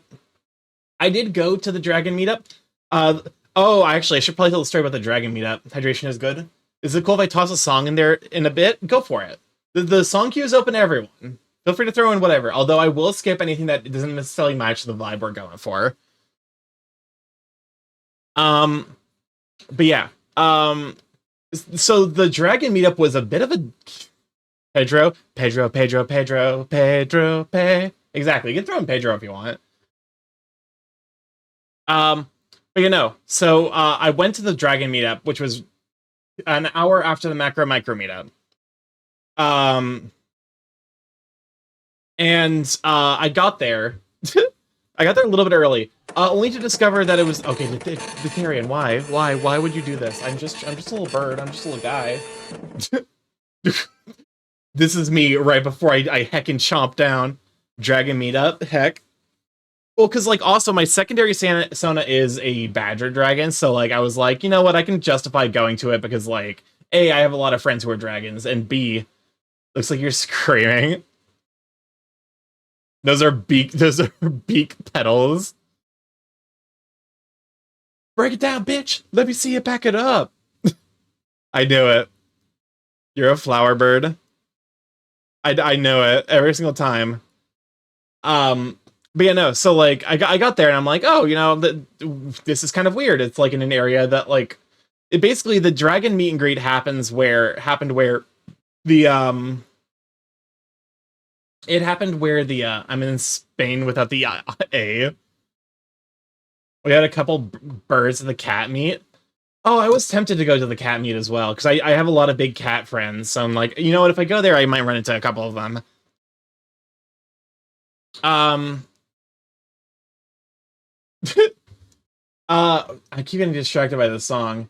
So the Dragon meetup, because I can kind of get what they were going for. The Dragon meetup was one of the busier meetups in the entire thing, like in the entire event. So they're like, okay, you know what? Let's go ahead and use like one of the biggest rooms we have. So they put the Dragon meetup in the in the room where they have all of the fursuiters line up for the fursuit parade. So that's a huge room, and they put two meetups in there. The Dragon meetup and then the Skulldog meet. Which, so I get there and I'm like, you know what, this is weird. I don't really know necessarily what the deal with this is.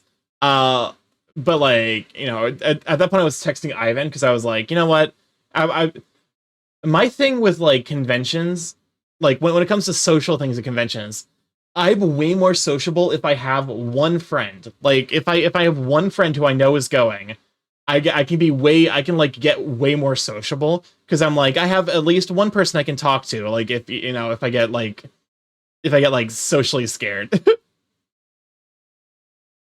So I'm like, okay, you know what? Like, Ivan was texting me because he was like, he wanted to meet up and hang out for a bit. I'm like, yeah, sure. I'm at the Dragon meet and greet. So I'm hanging outside of it. And as I walk, like, I'm like, at some point I'm like, okay, you know what? Ivan's walking here. He's gonna be a little bit. I walked inside the Dragon meet and greet. Dragon's on the left side, Skulldog's on the right side, and also apparently the jazz band was in there, like, practicing things. Every introvert needs their extrovert. It's not necessarily needing an extrovert. It's like a grounding effect. Because, like, it gives me social confidence to know there's at least one person there that wants to, like, that wants to interact. And that confidence allows me to open up and interact with other people. If that makes any sense. I know it's a little bit of a weird thing my brain does. I haven't been to a con and I really want to. They're a lot of fun. Also, if you do go to a con, I do highly recommend having a group of friends you want to go with. Because like they can be a lot. Like having a group of people that you can reason. Okay, I'm like looking at that. I'm like, that's too dark. It's too dark. Feel the Kenergy. Can you feel the Kenergy? But yeah, I got distracted. What was I talking about? Oh, that's right. Feeling like having a friend there can like help me be more social. So I was like, oh, waiting for Ivan. And as I was just kind of sitting there, I'm like, what the fuck is happening? Because it's loud because there's like 100-something people at this Dragon meetup, like a couple hundred. And I'm like, okay, you know what, this, makes sense. Dragons being a relatively free design space means that you're never really going to a lot of people who use dragons as their Sona, because it's, it's a pretty malleable species. You can kind of do with it whatever you want. And so I'm like, But like part of me was also just thrown by the fact that like the band was there playing, and I'm like, there's no fucking shot I'm gonna be able to talk to anyone here because the band was so loud. And like I'm it's one of those things where it's like I have audio processing issues and they get so much worse if I'm in an area that's loud. Where like my brain just refuses to fucking parse certain things that people say. Do you have a fursuit? I do have a partial. And I wish I had an opportunity to wear it. The problem is I just didn't have like I didn't have the energy. Oh my gosh, Sangrelli. Yeah, it's like my brain just gives up when it's really loud. So I'm like, yeah, whatever. That's kind of why I was glad that most of the meetups were busy, but not necessarily there was busy. There was a lot of people there, but like it wasn't necessarily like, oh, you're fighting to be heard. I really want one, but I don't know which is a good person to make it or make it myself. There's kind of upsides and downsides to all of it. I know a lot of people who are making their own, so it's at least an accessible activity, even if it is one that requires a lot of time and materials. I got mine made by a local. The advice I got from a fursuit owner was go with local, because at that point, like the problem with getting a fursuit from someone who's like a super well known artist, is that they're going to be really busy. And then like, especially if they are in an area that's not, if they aren't local, or like if you go to a local fursuiter and something bad happens to your fursuit, it's a lot easier to send it in for repairs. Which was like a compelling enough reason for me to be like, yeah, sure, whatever. You know what? I can see myself, kind of trying to make this work.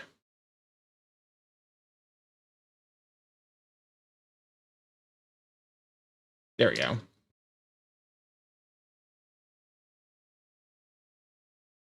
Don't remove your brush strokes.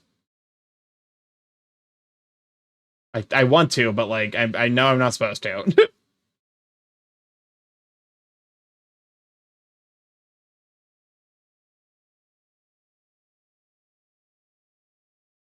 But yeah. So like that was my advice, because like I got a fursuit. I'm relatively happy with it. I don't wear it around a whole lot. Also, like the big thing is like, if you don't think you're going to go to a lot of conventions or have a big reason to use the fursuit, it's probably better like the money would maybe be better spent getting like commissions or whatever, like art commissions, which isn't to say like fursuits are by any means bad. No, fursuits are great. The big thing is like outside of conventions, I almost never use my partial. I think I've worn it exactly once when a friend visited. Yeah, or a VRC model. That's my design is extremely simple. I have like 5 colors, which are red, yellow, dark gray, and white. Well, like even then, like that's because like there's still like a baseline entry level material cost, because you're gonna have to you're gonna have to put some amount of like crafting foam and shape it. So like the material cost of the fur itself is actually kind of negligible compared to like the rest of the materials. It's still like a considerable part, but like you're not necessarily saving much by having having a simple like design. Admittedly, there are certain designs where I look at that and I'm like, if you got a fursuit of this, it would probably be several dozen thousands.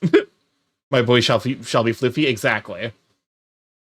Like there are certain people I look at their design and I'm like, if you ever got a fursuit, you would need to spend like 20K for a full body, and I'm like, that's like low-key, I'm rooting for you. I would love that fursuit would be fucking sick, but like that's a lot of money.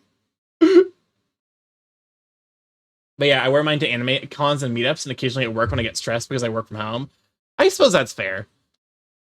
If I ever get like someone coming over to hang out, and they're like they want to see it, I'll throw it on. I've never experienced fursuit cuddles. Like that's also maybe something that could be on the docket. Although I don't have a bodysuit, which I think is the big thing that makes cuddles appealing. Spend 20K on a fursuit, airline loses it. Oh my god, that's the fucking nightmare scenario.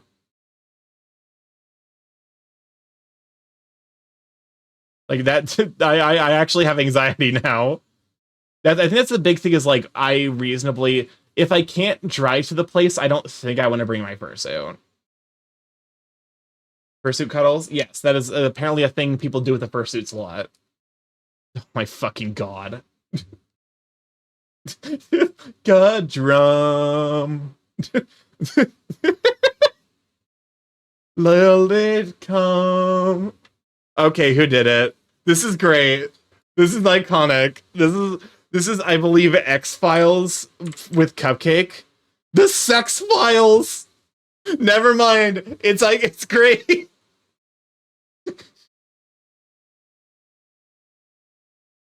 This is fucking amazing.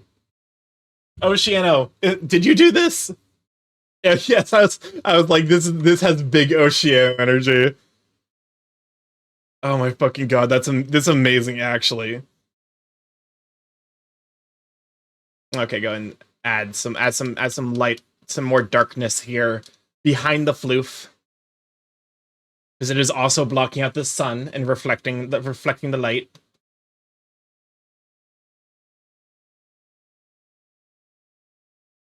It is a little horrifying, I can't even lie though.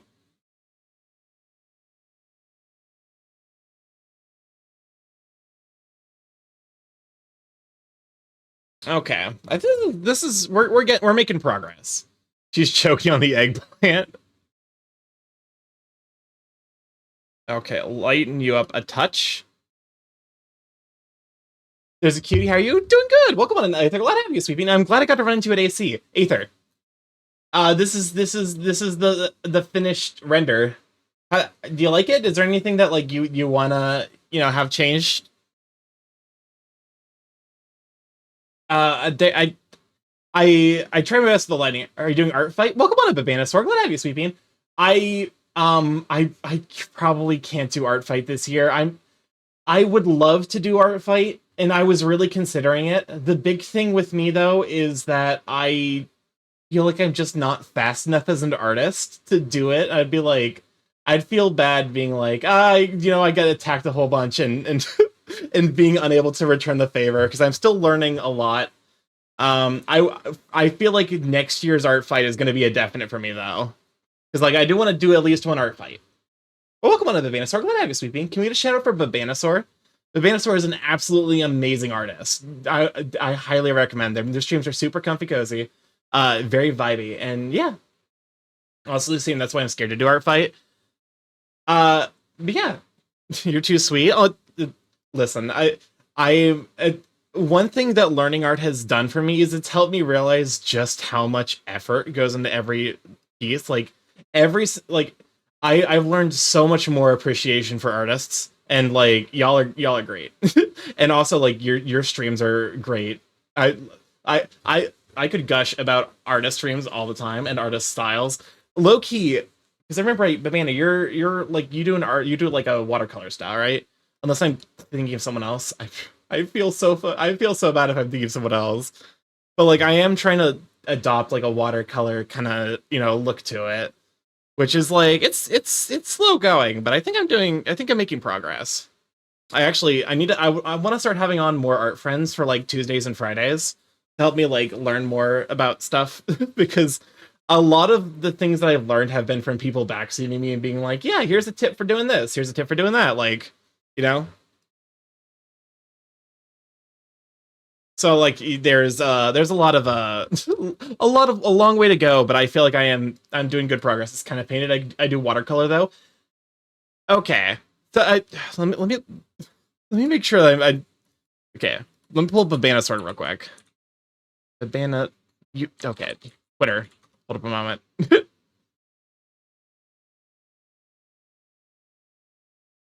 Okay. Yes.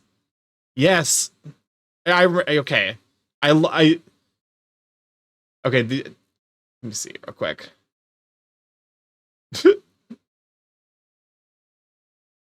I love your. Yes. Okay. Yes. This is okay. So you are exactly the person I was thinking of. Let me get get up on here. I adore this style of texturing. It's so good. Ah. Don't mind me gushing just a touch. But like this watercolor kind of texture look is so nice. It's so neat. I definitely it's definitely like this is one of those styles that I want to try to learn as much as possible. Are they gonna add Vincent to Final Fantasy 8, 7? And Ever Crisis? Okay. I've never played a Final Fantasy 7. I was like, you probably just because like capital F, you're probably held down the shift key by accident. I'm super into backseat if you ever want to though. Oh, for my general rule is as long as I know like is if you're an artist that I recognize and also like I'm comfortable basically highlighting you as an artist, you're welcome to backseat me as much as you like.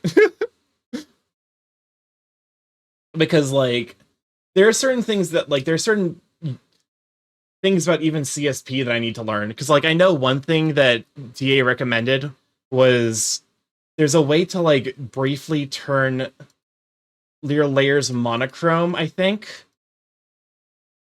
it's like a new correction layer. I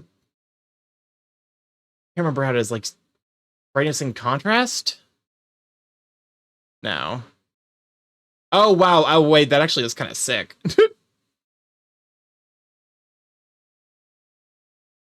All right. Well, if I won't give unsolicited critique, but I'll ever see if I can ever give critics. Oh, for sure.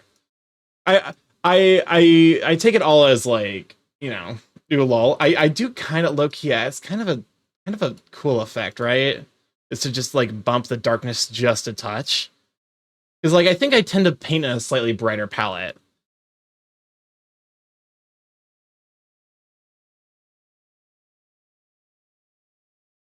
There's something to be said about like more of a striking. Yeah, I kind of like that actually. It does make me realize that like it's one of the things where I probably need to put in a little bit of effort to like really exaggerate the because like I'm still in the it's more striking. Exactly.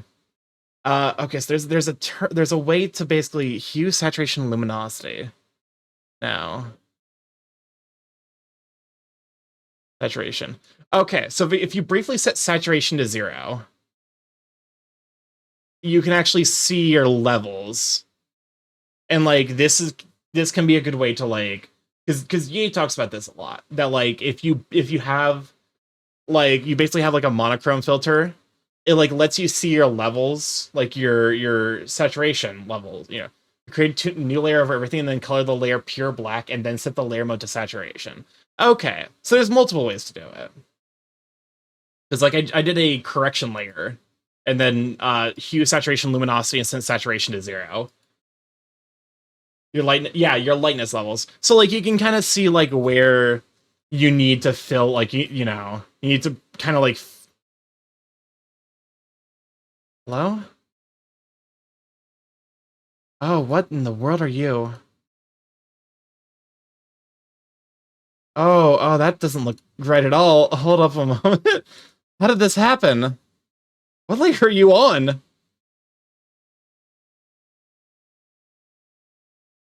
Go and clean up here. Oh my god. I'm glad I caught that. That would have been real bad mistake to leave in. Oh my god. You said your saturation level was like that's the part you just filtered. Yeah, no, not saturation. Like brightness, I guess. Me trying to remember what DA said, only remembers the gay thing said. It's funny because at this point, like the gay things like get filtered out of my brain because I'm like, that's just DA background noise.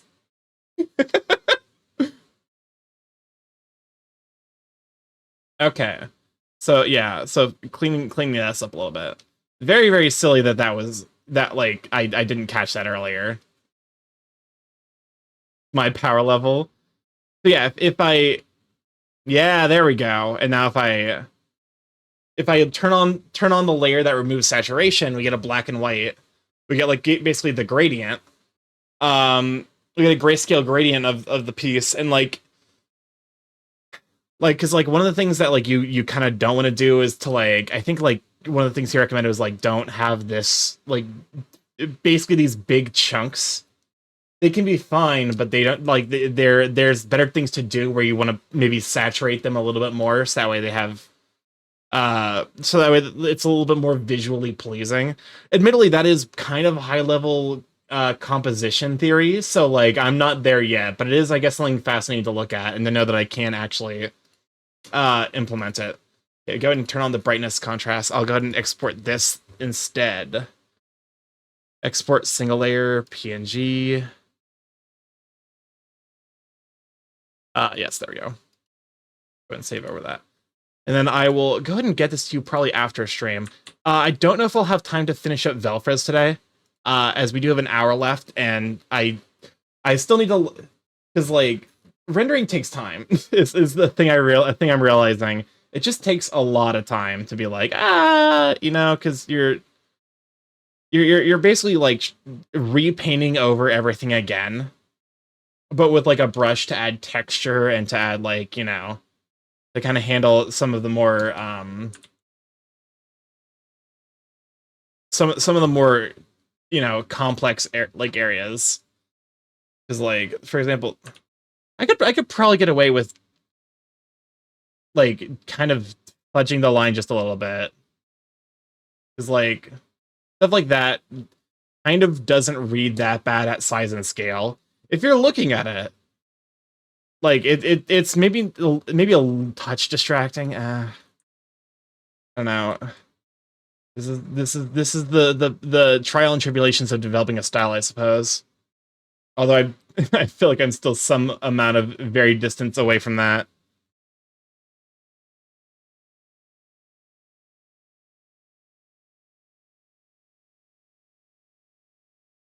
Okay, there we go. There we go. Now we actually have like a brighter look to it that I can work with.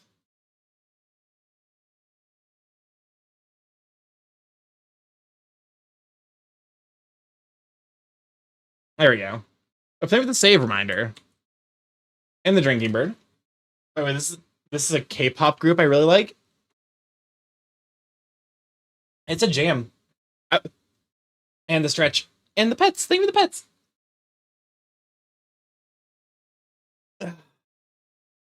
The only K-pop song I know,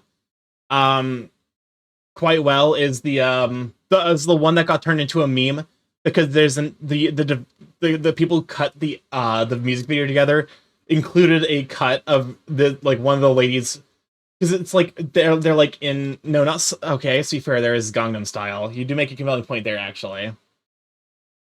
But like it's like they're at like what's the term for it? Actually, this is being painted over, isn't it? Okay, that's fine. That's because that's kind of textural complexity. Dota,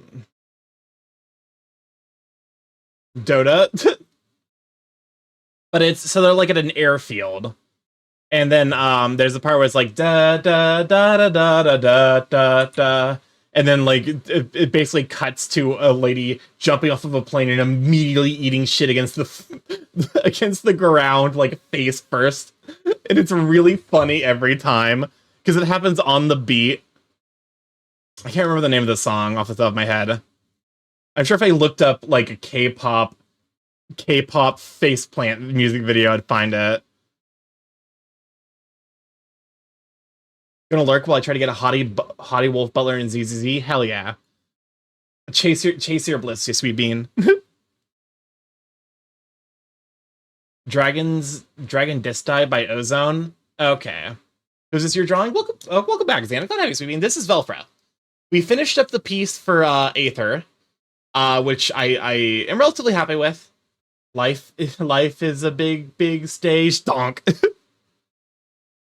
Okay, so this song has been poisoned for me by TikTok. I can't hear this song and not think about the sped up version that got used in every TikToks for like a solid year. My room.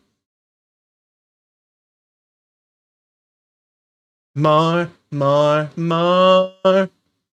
Also, this does blend perfectly well with Misery. Hey there, well, thank you for the terms subscription for 6 months. Enjoy the FPV and the emotes, you sweet bean. Because, oh god. What is the one? It's from Paramore. Should have been over all the butterflies. I'm into you. There we go. It's no, you. I'm gonna go for amazing, but have an amazing stream, wonderful being for sure. Thanks for stopping by, you sweet bean. I hope you have a wonderful evening. Yeah, so this song is in the same key and BPM as Into You by Paramore.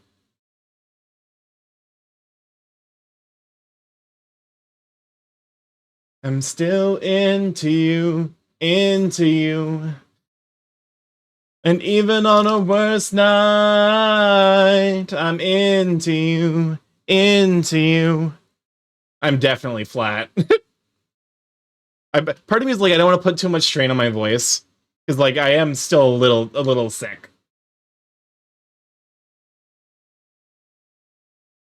Actually, so on the topic of voice work, I actually did reach out to a guy to potentially do a VA reel for me. So I might start doing some applications for some voice work stuff. Who knows? I might be the next Rambly Raccoon. Oh, the Discord link works now. I tried it for joining for Fierce 2 nights, but it gave me a few errors. Discord's a little fucky-wucky, honestly. Starky, a little horse. I thought you were a crow. I could be a horse too. Every time you say you're flat, I want to commission some flat Starky art, but we don't know each other that well. Well, I mean, to be fair, flat in what sense? Like there's a large man laying on top of me, you know? Go off. I'm not gonna say no. Especially if it's Behemoth. Especially if it's Behemoth Hausamu. I have a very, very serious weakness for that character. I love him so much. Currently in the hospital because of a possibly damaged appendix I might have. Oh no. I'm sorry to hear that. That's pretty rough. Ben Bigger has a butt slam attack. I do like Ben from ZZZ. Honestly, if I'm not I don't currently have any interest in playing ZZZ, but okay. I might start up an account just to see if I can get Ben immediately, and if I do, I will play ZZZ. How about that? I'm not gonna invest a lot of time in the, oh goodness. Fair, but it's a lot of fun. Apparently it's like it got similar things to like a Bayonetta style game. They can get him through the story. Okay. The question is how far into the story do I need to get? I would have gotten it if the zip file didn't take up all my disk space. I mean, it's a Hoyoverse game, so of course it takes up the, you know, it's 10,000 gigabytes. You know, for all the crap I give Hoyoverse games a lot of crap because honestly they deserve it, but I think if Ben is given for free. But you know, I for fuck's sakes, why? Why? Why? That's the only thing how did this happen? How did this happen? But yeah, things may be different in the release though. I'm not, you know what, if I can get Ben, I might give it a try. My big thing with Hoyoverse games is like the times I have available to spend on Hoyoverse games is like, okay. The time where I have the most free time available is when I'm at work. Which is like not a good thing, but like what can you do? So like I would want to play it on my phone. I don't know if is ZZZ phone compatible. I guess to be fair, it's a gacha game, so I feel like it has to be phone compatible. Like if it's not phone compatible, I feel like, you know, the entire like you're losing a substantial portion of your player base. Yeah, it's on the mobile. The controls are okay. Okay, I'll consider it then maybe. The big thing is it would need to dethrone one of my current gacha games, which are Hausamu, Another Eidos, of Dragon Vein R, Pokemon Cafe, and Idol AFK Quest. Of which AFK Quest is probably the lowest ranking. That's the most likely one I would be to replace it. Oh, it's so much better than Hausamu. Though the problem with Hausamu is like I actually got past the part where it sucks to make it to the part where it's actually really enjoyable. The gameplay is still like, it's as good as ever, but like, the gameplay has never been the game's strong point. The story, however, actually is like quite good in Hausamu, so I'm like, you know what, I kind of have to finish this out, don't I? And also, it does have my husband Behemoth, and there is basically nothing that is gonna, the story's where it's at, I've heard. It takes 5 chapters for the story to get good, which is a lot. Like, I'm aware that that's a problem. But also, the story at some point gets genuinely, like, philosophically fascinating.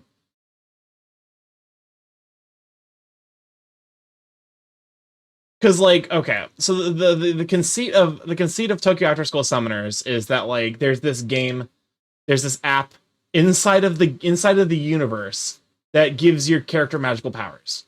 It gives its users magical powers to have like real life duels, like in like basically a subspace. However, this app is more or less powered by the belief in it, which means that like if there is a more than 50% concentration of people who use the app in any given area, it's basically a permanent battle zone. And this game takes place in a version of Tokyo that is functionally stuck in an enclosed space, with people who are slowly discovering this app and sharing it with their friends. I think this song speaks to folks. And so yeah, at some point it's revealed that your character has actually been functionally trapped in a time loop, because at some point, more than 50% of the population in this enclosed Tokyo discovers the app and starts using it, effectively turning the entire area into one permanent battle zone.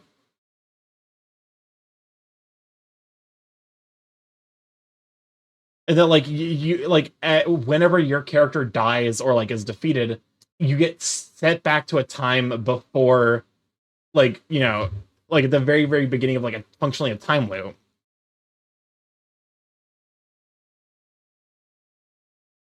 And like it takes 5 chapters to get there because they need to kind of set up a lot of shit first, because it's a really, really high concept idea. But also, like, it is genuinely fascinating, and I'm kind of interested to see where they take it. I fell off of it a little bit, so like I do need to actually catch up on a lot of story. I think I stopped keeping up with the story. When did I stop keeping up with the story? That's a good question.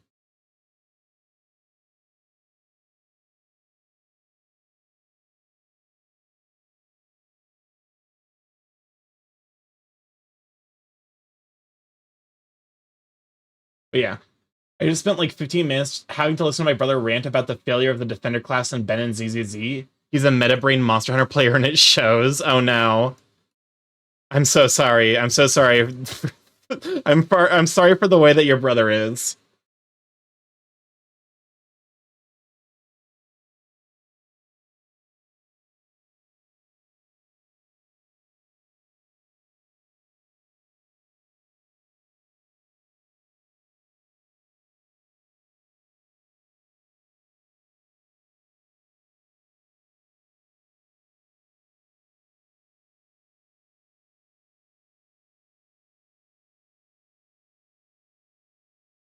There we go. I might need to make this just a touch bigger. I wonder if it's almost like better to start like rationing off layers. Like to start handling each layer of like, because like it, I could have the fluff layer, I could have the body mass layer. But, I feel like if you're getting into gacha games, unless the gameplay actively sucks, why go meta? Like, here's the thing. Hausamu, there's a 2-character combination that trivializes the vast majority of combat. Cthulhu and Lianen Sheath. If you get the 2 of them, and like, like you have the ability to use. What the fuck? Oh, that's the fucking. This is the airplane meme. I was so confused for a moment there. But yeah, if you get Cthulhu and Lianen Sheath, and you get the ability to use Cthulhu's like ultimate ability, those two trivialize functionally every combat in the game. At which point you can just enjoy the story. So, like, yeah, they're the meta characters, but they're meta characters for a game that, like, I actively have no interest in actually playing the gameplay, so I'm gonna use them. Whereas for something like, AFK Quest, I'm like, you know what? I'm gonna enjoy the I actually kind of enjoy the combat a little bit. So, like, let me use characters that I like rather than characters that are good.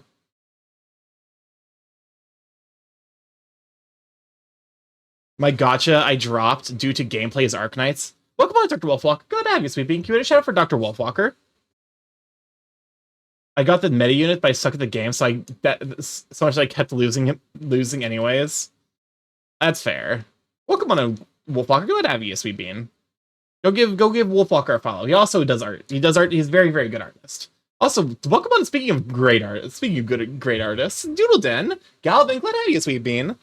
I see you improving art. I am. I learned a lot from this exercise, and I feel relatively happy with where I'm going with my art style. Can we also get a shout out for Galvin though? Thanks so much.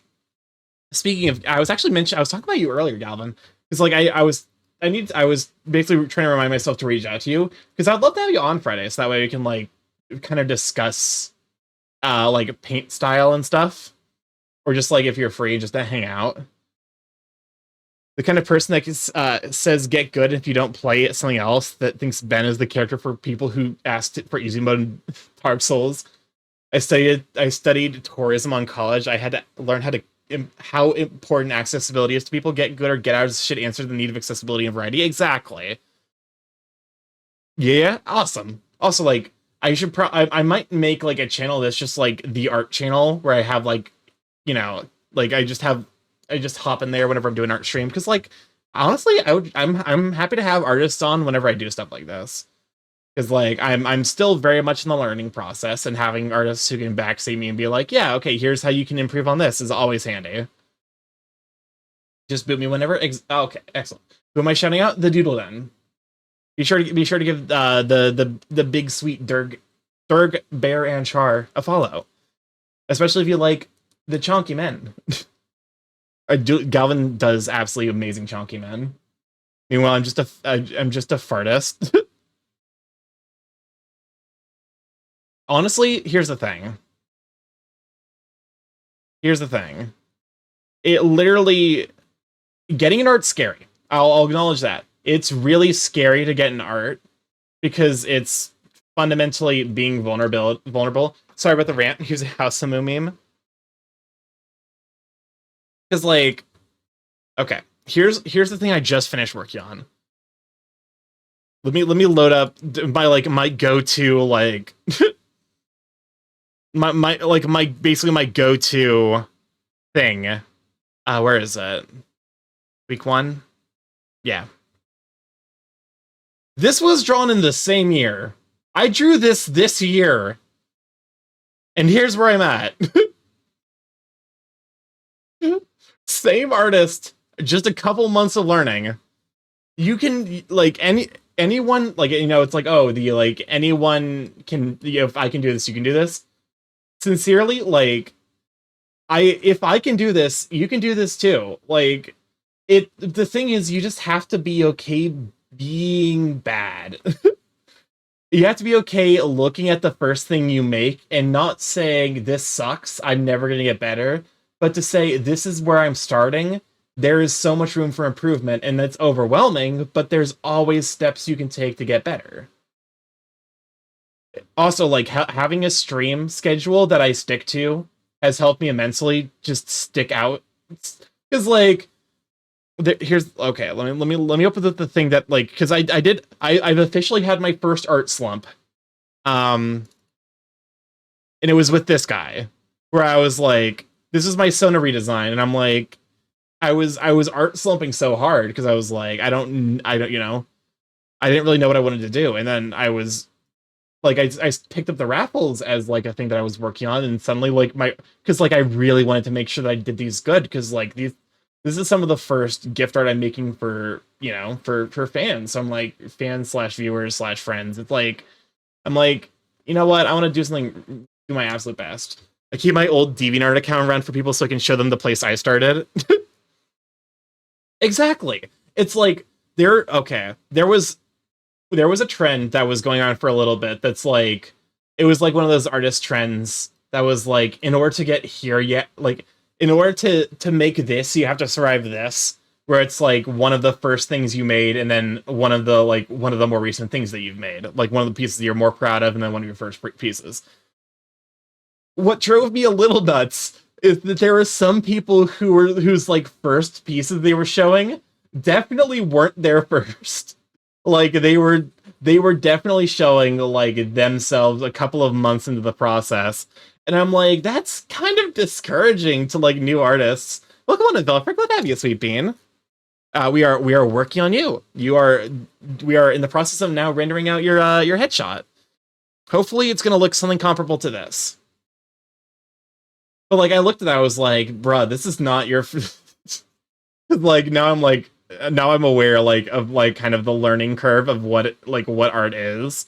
And I'm like, that is not your first piece, my guy. You're just trying to show off. And whatever, like it was one of those things where it's like now that like I've gotten to the point where like I feel like there's still a lot for me to learn, but I am at least able to properly represent characters in a way that is faithful and like, you know, like as opposed to like needing to do a lot of stuff to like kind of make up for, you know, for like my skill development stuff. Been drawing since I was 7, so it's hard to even track my learning. Oh, for sure. I've done that in a stream, huh? Taking viewers back to where I started with digital art. There's so much more that I don't have because it's in the old sketchbooks and paper that I do not have access to.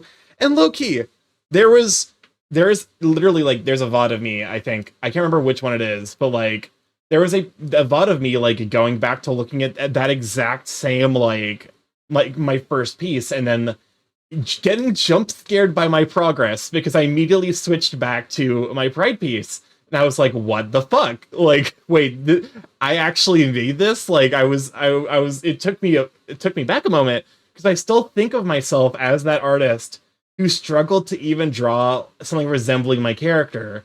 And then like immediately going from that to like seeing my actual art progress took me by surprise in a way that made me feel really good about myself. In order to become good, I have to be mediocre. Yeah, but were you bad? We don't talk about that.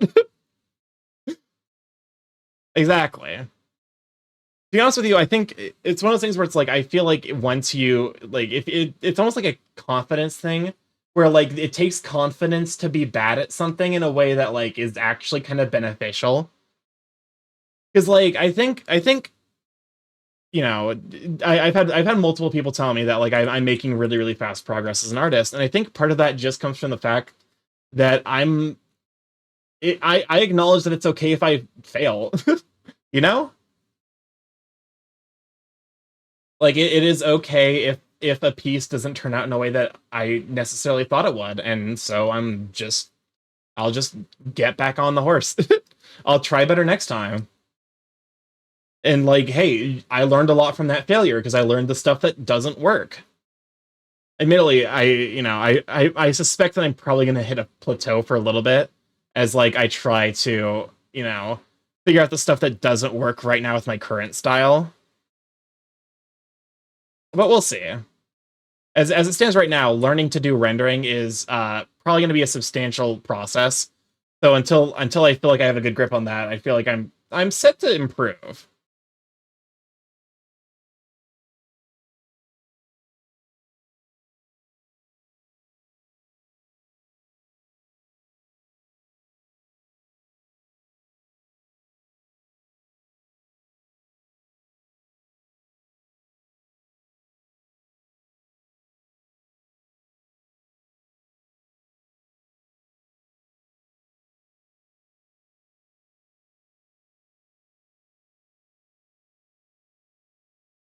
Okay. Yeah, see, like I kind of like this effect. And like this is kind of making me realize like how you can get away with doing lineless art, cuz like admittedly I would need to kind of blend it out, but like cuz like if I remove the line art and like I can kind of like add, you know, I can add dark patches here. Like if I copy you and then like, it's almost like, I feel like if you can make something work without, like if you can make it work without lines, the lines might dirty things up, but it also might be like an accentuator of certain like characteristics, style characteristics. I don't know. I've only been doing art for a couple of months. I might be talking thoroughly out of my ass.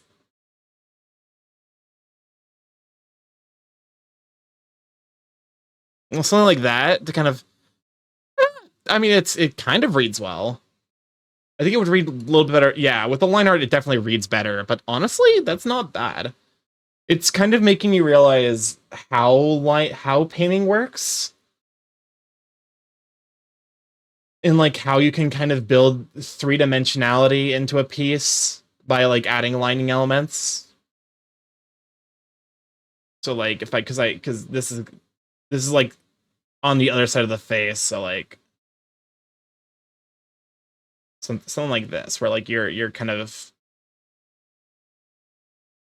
oh god, why did I turn on aliasing?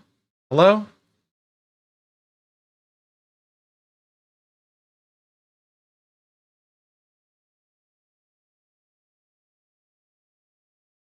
There we go. Then I can just kind of like lighten it up a little bit.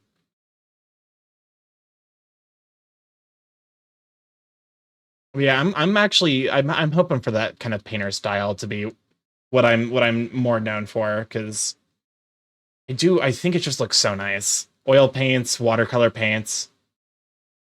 Something about like the softness and like the really like profound coloration looks you get out of it are just so nice.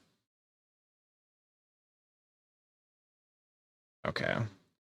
I want to go back to dark here. It's now starting to kind of face away from the light source again. There we go.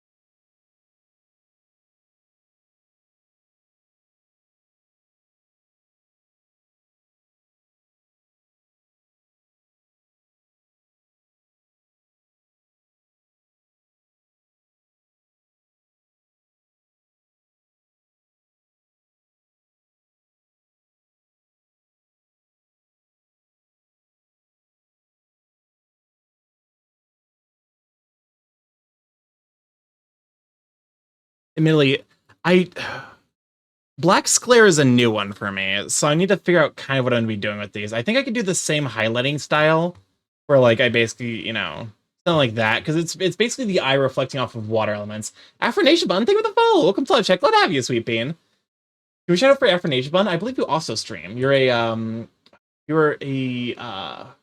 where do I know you from? I feel I try to keep track of as many furry streamers as I can.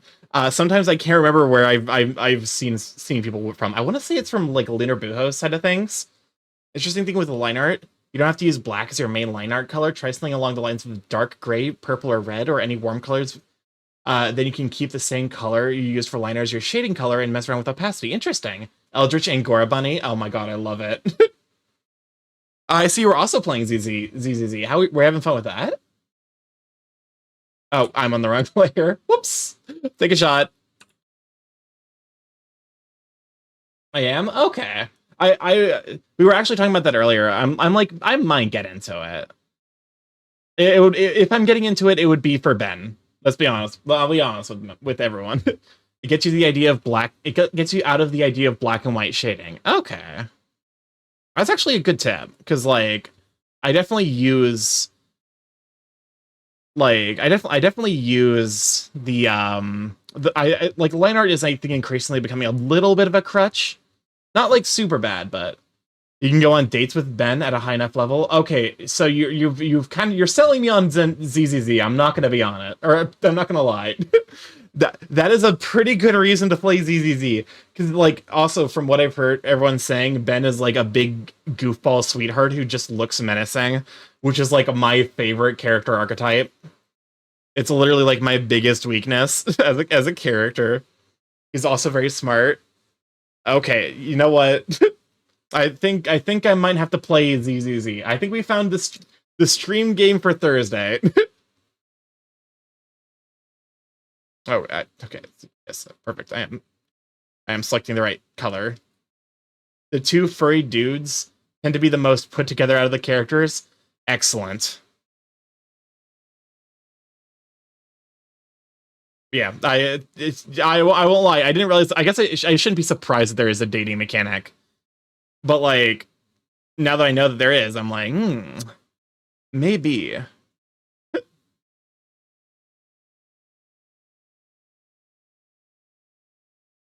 It's also funny that Ben is that way, and Von Lycan is the more serious, scary type.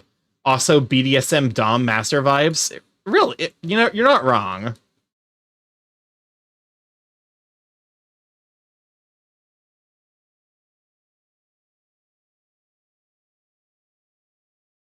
I just know the I who was the VTuber who had like a moment of just sincere, deep and profound thirst for Von Lycan? So good level steel man to handle our crazy. Exactly. I'm a relatively laid back person, but sometimes I want to do a little something. I want to be a little. I want to do a little something silly. Bow. That's right. Or she's just like impregnate me, and I'm bow though probably yeah. What was her specific line? Something along the lines of like my ovaries. It's absolutely feral for Wolfman. Honestly, you know what? She's got good taste. I think I appreciate Wolfmen, even if I do think that they are maybe a bit overrepresented.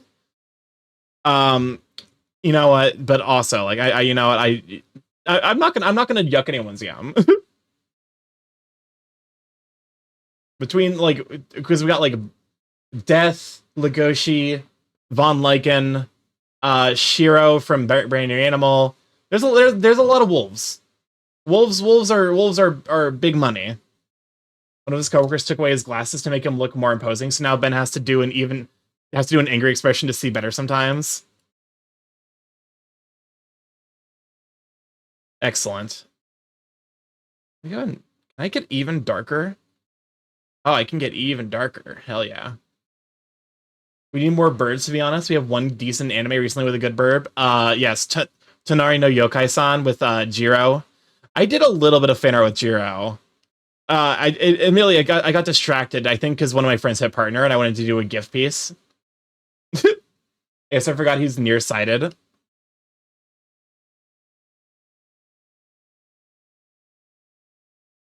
Is this maybe a bit of an extreme coloration? I don't know. Part of me is like always afraid to like really, really get super bright or dark. Because like I still want it to kind of read as the proper color, but like I think because of the way the blending and the way I've got the blending and the lighting, this is like this will end up looking right.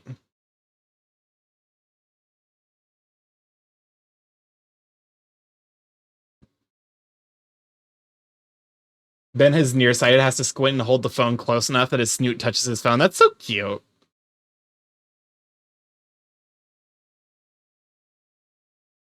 All right, you guys are selling me on ZZZ.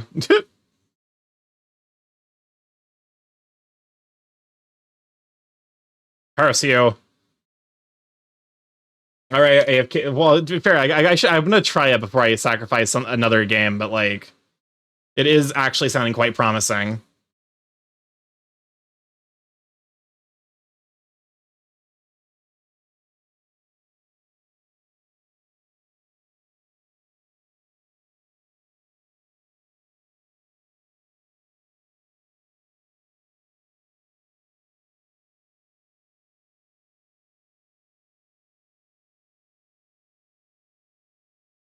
Oh god, I just realized how much complex, like, because character complexity.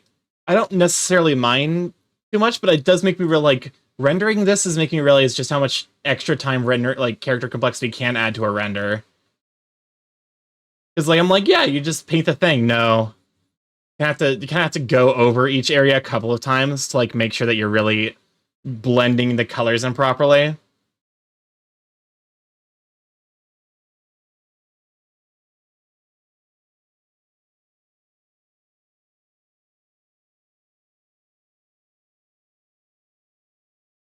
Yeah, that looks good. Admittedly, it does make me kind of realize that this could be even brighter. Writing and pacing wise, it's MiHoYo's best work. Okay. I'll take that as a big, you know, big plus to consider. Also, it's like I feel like it's the first time MiHoYo has actually made a thing for the gays.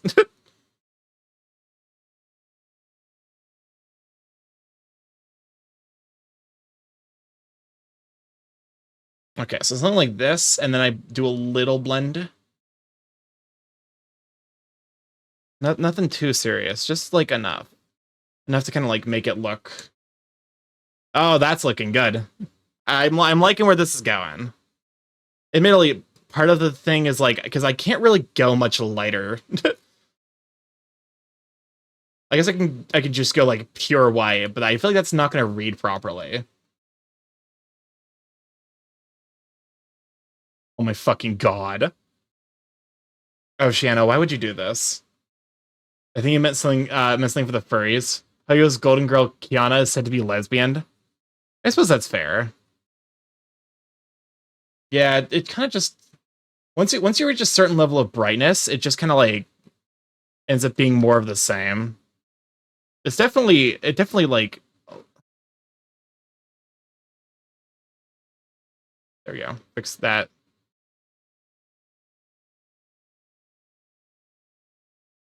Okay, I guess it's noticeable at scale.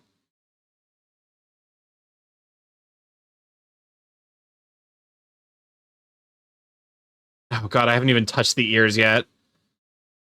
Okay. Oh god, rendering fluff is a time and a half. Okay, how does this?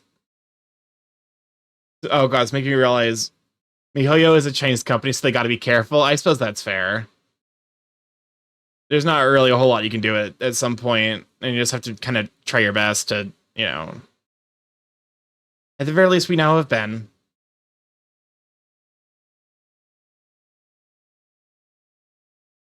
Yeah, I feel like it's like oversaturated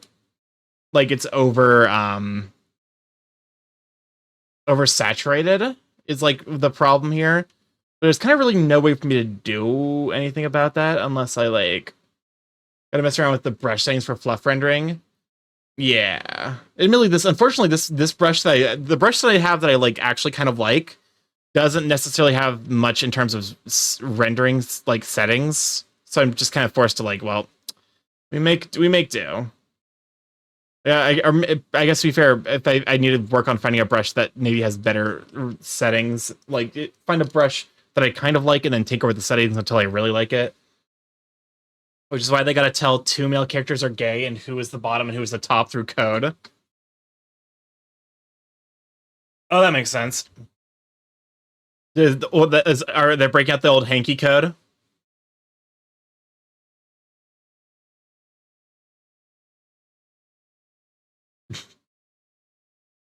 I still find it funny that because of hanky code, Nintendo accidentally implied that Starwolf is into a certain kink. It's like no way that Nintendo was thinking about that ahead of time, but it is funny that it happened.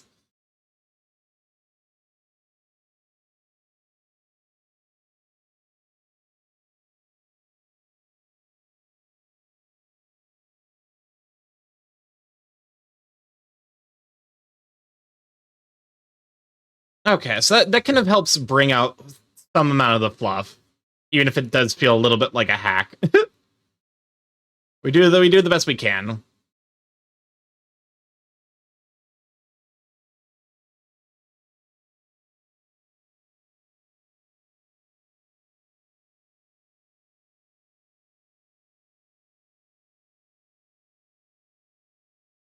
Okay. I might go a little bit over time. Problem is, like, I kind of want to go a little bit over time just so I can finish this. Because, like, I don't think I have a full hour.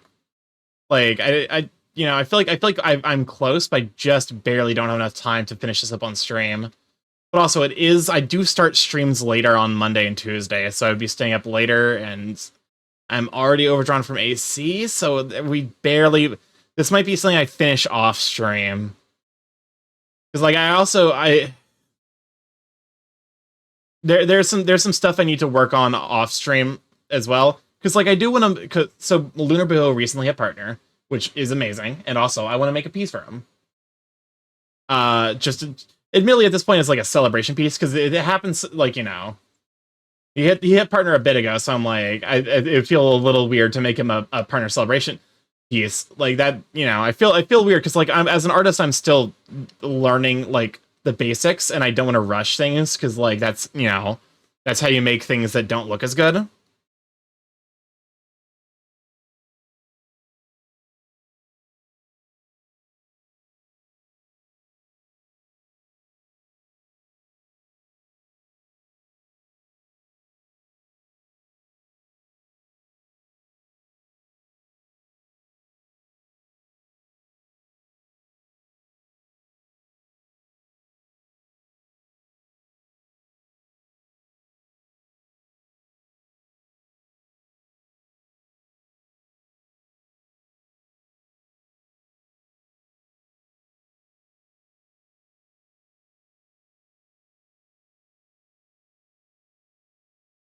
Hmm.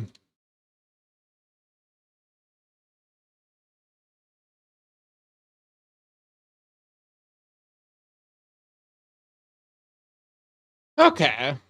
That's looking all right so far.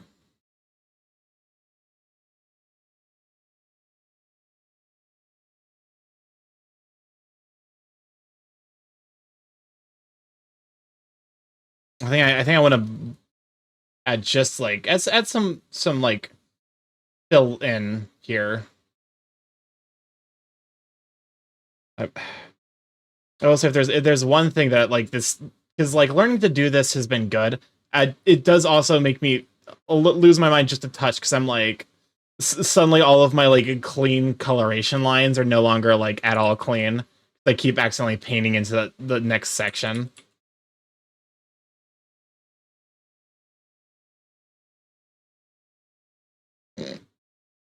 Yeah, that's probably something that just comes with, like, time and practice.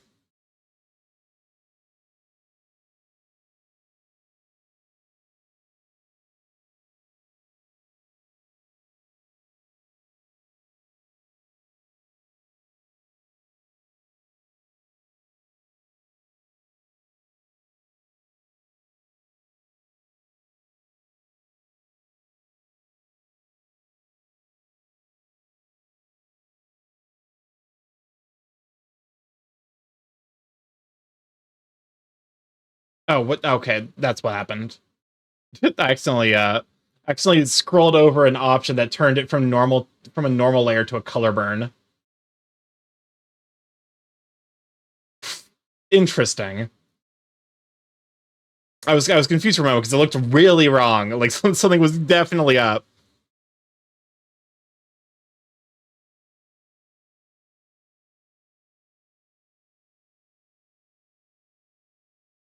I might have had it invade just a bit too much.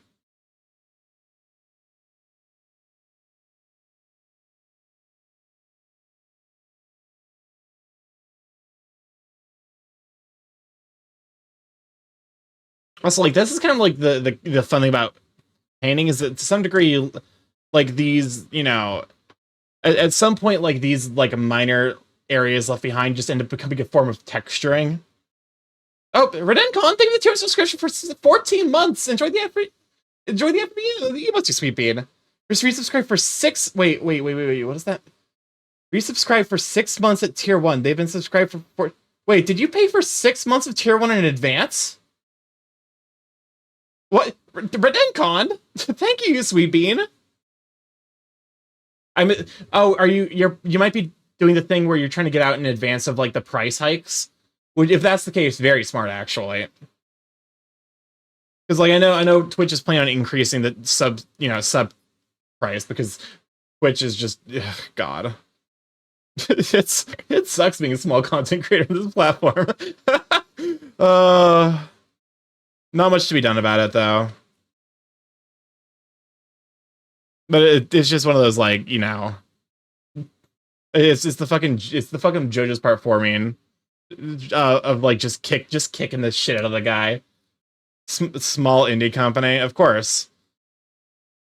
Small independent company definitely doesn't have the backing of a massive Omega corporation. One of the fucking one of like the Amazon has to be like one of the Forbes 500 or whatever the fuck, like the whatever the term for like 500 biggest organizations, right?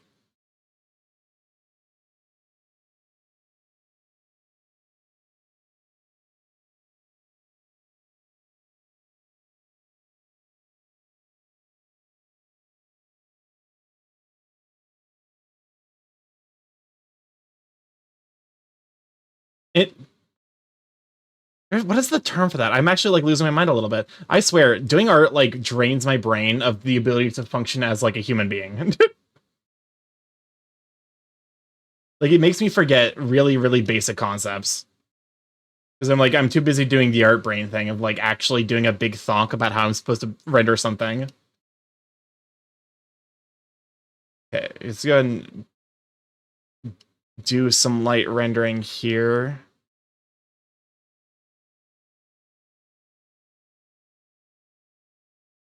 I guess to be fair, like with materials, you can kind of do a lot of like highlighting and soft, like because like certain materials are gonna highlight different.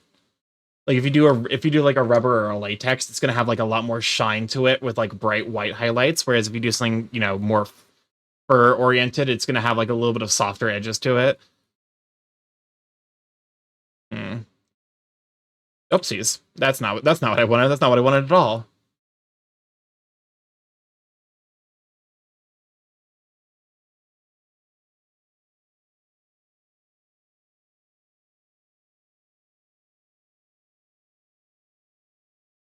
Let me go ahead and check to see how long the queue is. All right, there's one song in the queue. I'll go ahead and close the queue after a little bit. Since I think I'm gonna want to end it. Fuck's sakes. The cupcake from the diamond and this is diamond and pearl, right? Platinum. Okay. Low key. I think if I had to pick one music, like one generation with the best music, I feel like it has to be Gen 5.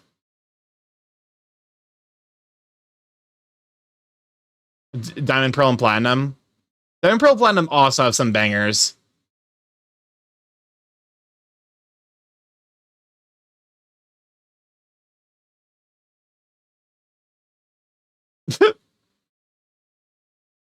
Okay. For me, it's Gen 4. I can definitely see Gen 4 as like a very, very strong choice in terms of music.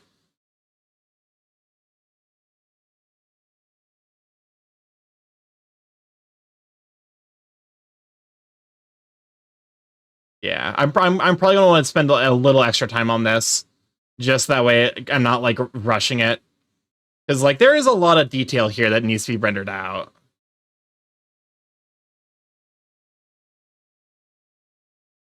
And like it would do a disservice to Velfra for me to rush this and try to get this done by the end of stream.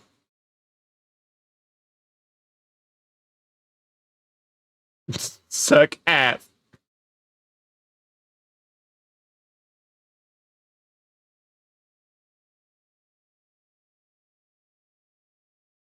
I want to make sure that I'm doing right. I'm doing right by the people that I make art for.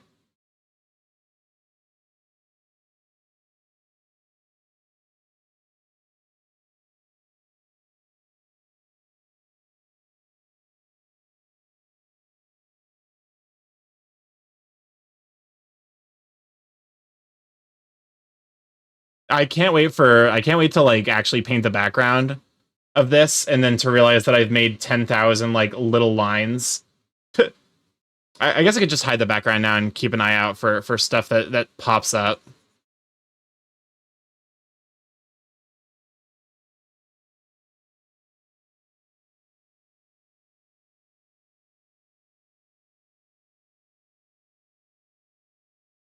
Increase the brush size a bit.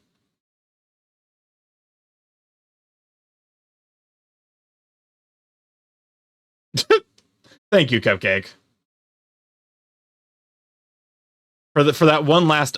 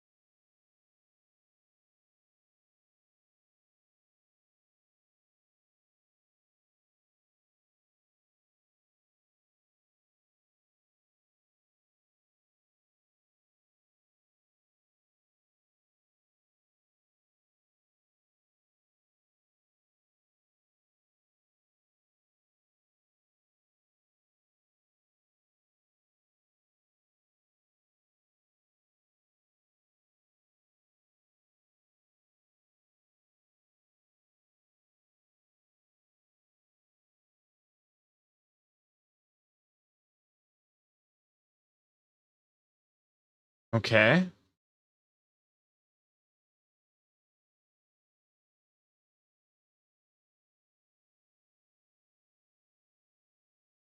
Yeah, this is gonna need another pass as I'm looking at it. Because some of the stuff is like I'm phoning it in a touch, which I don't want to be doing. And also having fresh eyes during my next pass is probably smart.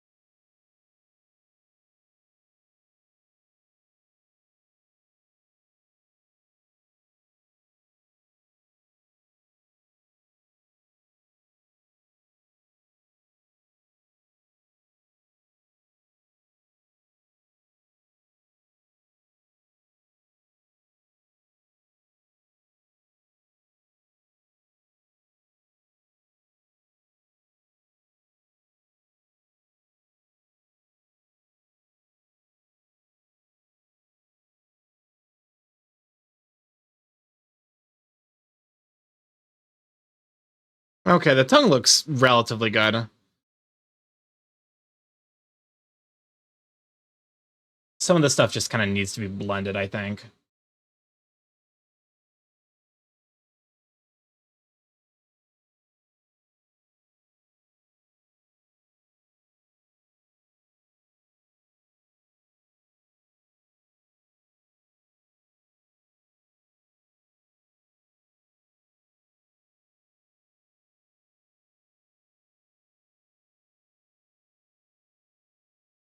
Actually, I could probably go just a little bit over time and get both of these done.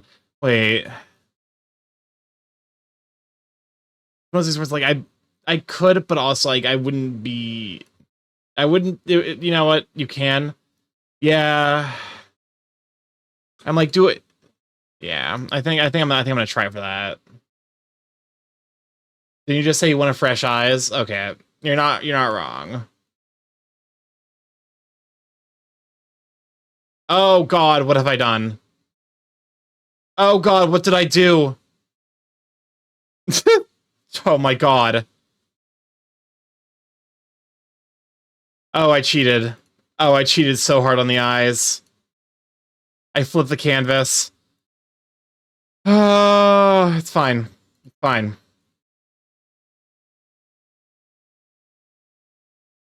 It was one of those things where it's like, the worst thing you could do as an artist, both the best and the worst thing you do to make sure your art looks good is to flip the canvas. The worst thing you could do for your mental well-being is flipping the canvas.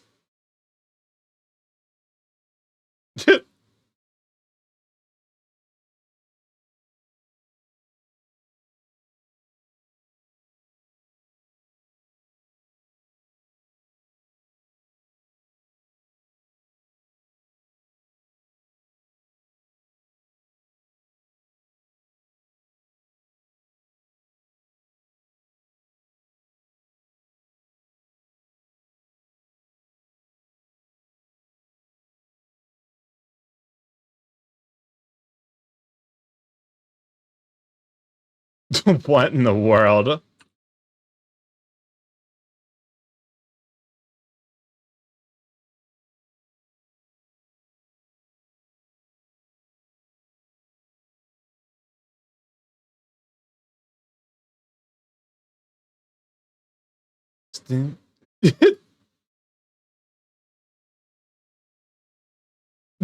Cute Barbara. Welcome on, Pamper. Glad to have you, sweet bean. I'm so sorry you've joined into this song. Oh shoot. Welcome on, Sharky. Glad to have you, sweet bean. Good shout for Sharky. We are vibing this fine evening with just some art. I'm learning rendering. Rendering is the devil. Is I think the thing that I'm learning. I love it, all the gremlin. I would lie and say that this isn't necessarily the way things usually are, but I'm gonna be honest with you, this is kind of par for the course. The devil in the details, you could say, yeah. But also, like, there's something to be said about like the fact that because like it looks great. Oh, thank you. I'm glad that you're thinking it's looking good so far. It's definitely in the process of we're closing in on, I think, finishing this one up.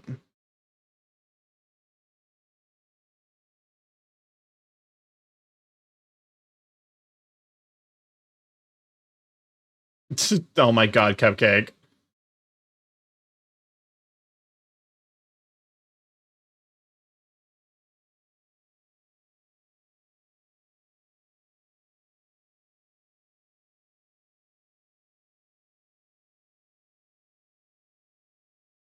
There we go.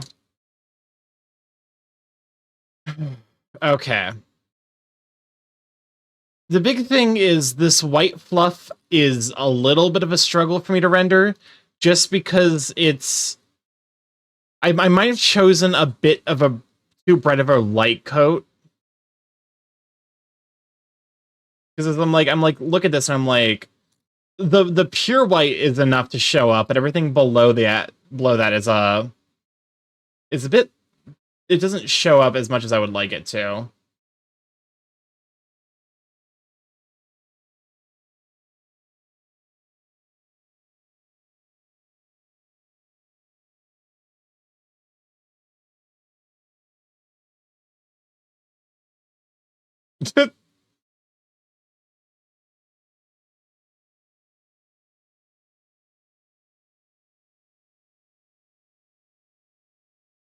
Better make that white a little beigeur. Yeah, that's the thing. It's like, I think if I want to really sell it, I would need to kind of go over the same areas I did before. Welcome on, Ed. Glad to have you, sweet bean.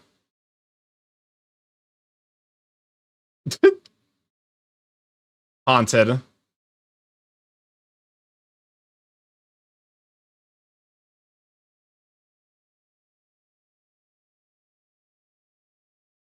At least I hope that this is the correct way to do rendering.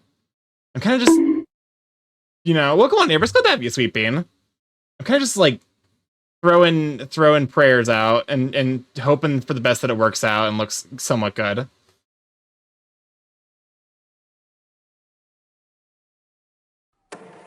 Like that, maybe? Oh, hey, Bress, why would you? Do not scan the board. Don't do it.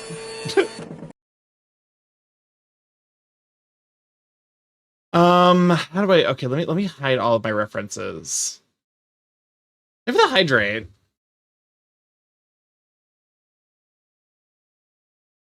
Big brain bird. A big head. I'm rocking the 6 head. Okay. So let's go ahead and I think work on the eyes a little bit, and then I think this one might be done.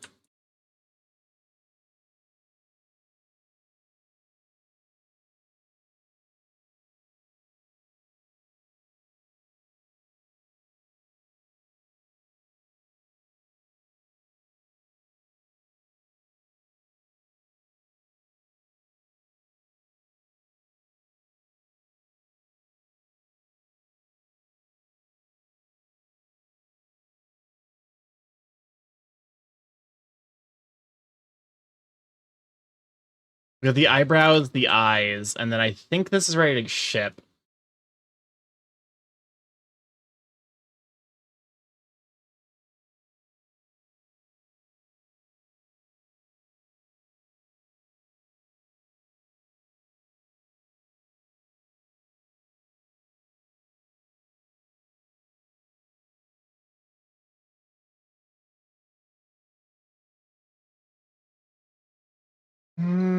There's areas that can use a little bit of blending. This is the kind of thing where I might touch it off stream, but I also feel relatively good with how it looks here.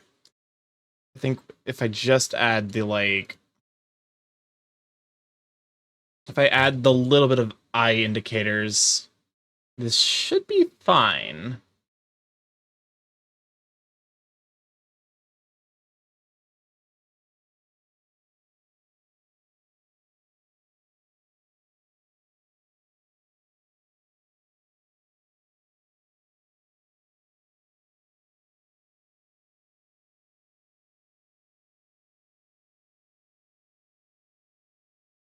There we go. I still need to gather the fucking jokes for Ambrose.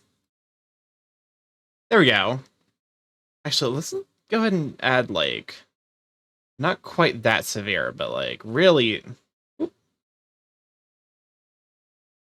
just like a little something imply moistness. Like shiny. There we go.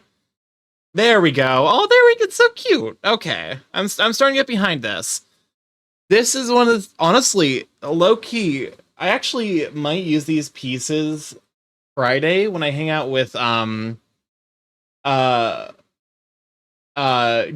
to kind of because these are pieces I've worked on, so if I just hide the oh wow, the difference is actually substantial.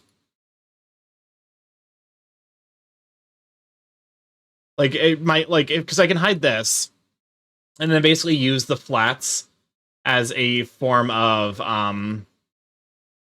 use the flats basically as a workshop area. So you know what, there's basically restart it from there, and then kind of use this as the base, and then basically remake the lighting and the shading. I actually kind of like the way that it looks with the rendering on top. It's a huge upgrade for sure. And it's also making me realize that maybe color picking isn't the best way to color picking might not be the best way to really make something pop with flats. All right. I didn't record the time lapse for this. Whoopsies. So yeah, go and export this as a PNG. Velfra headshot. All right.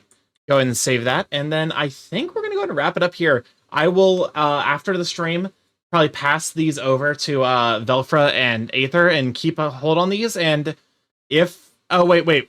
There's one thing I need to do for Velfra. One final thing.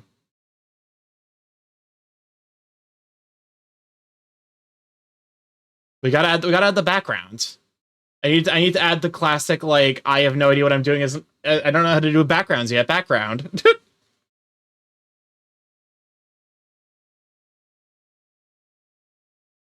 Whoopsies, wrong layer. Whoopsies. Whoops. Oh, okay, fine. We have to add a new layer. New raster layer.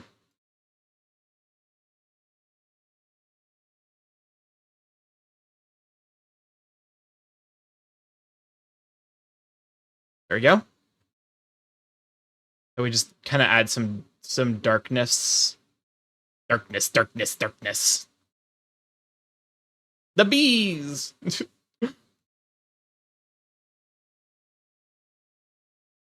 There we go. Perfect. I really hope that really hope that Velfra and Aether like this. I will if the like if I might come back to these later and like redo some of the like lighting and rendering, but outside of that, I think they're both relatively good. It's funny because like I swear even within like the same, because like I'm looking at Aethers and now I'm like there's these like line marks. Looks amazing. Well, thank you. I'm glad that you like it. Oh, one thing I need to do. I need to be better about this. I need to import image. I need to import a signature.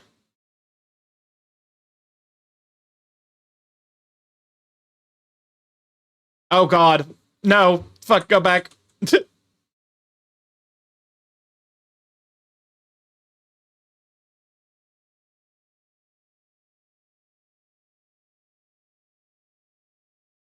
There we go.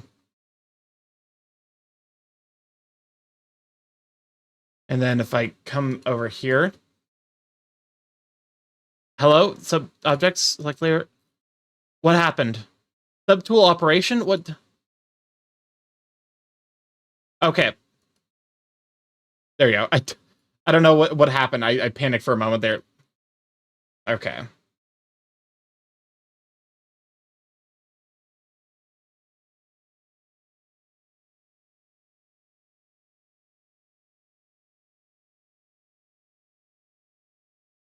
Okay. There's that.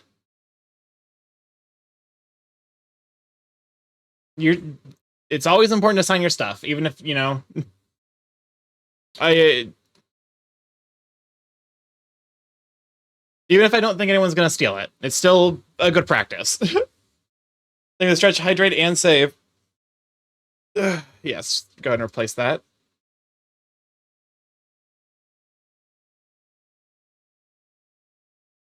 All right. File imports.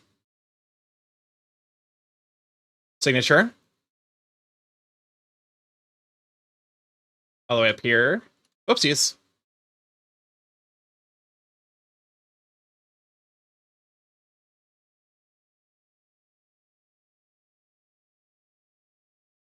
Okay. Come over here. And then we just got to add the 2024.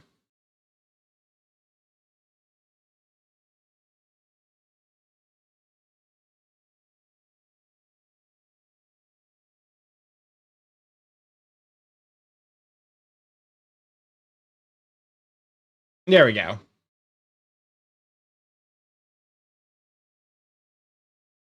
Exports, single layer, PNG.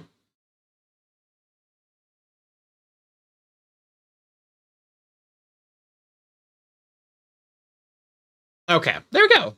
And I will pass these over to people right after the stream.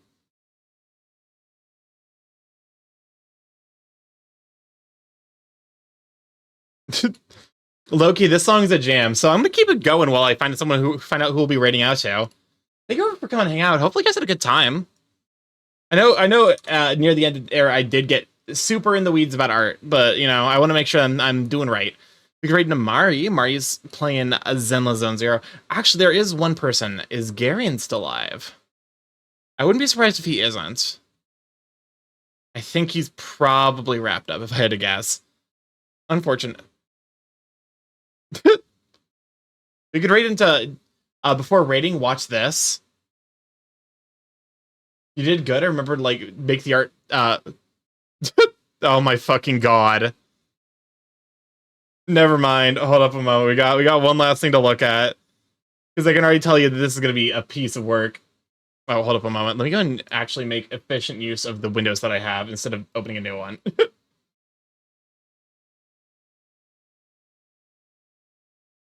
This is we're already dealing with a good internet meme. Because this is what's her face from Tokyo After School Summoners. I hate her.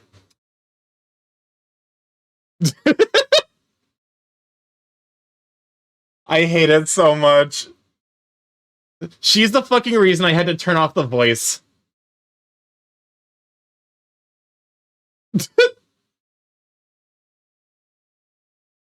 Yeah, these two, Leon and Sheath and Cthulhu trivialized this game.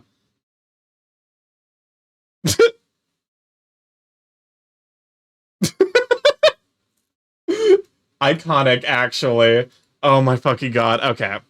I did that, and then I didn't actually find who we're rating out to. So let's Poppin is live. Poppin's doing a special thing, I think. He's doing Wind Waker Rando. Oh, he's in horny jail.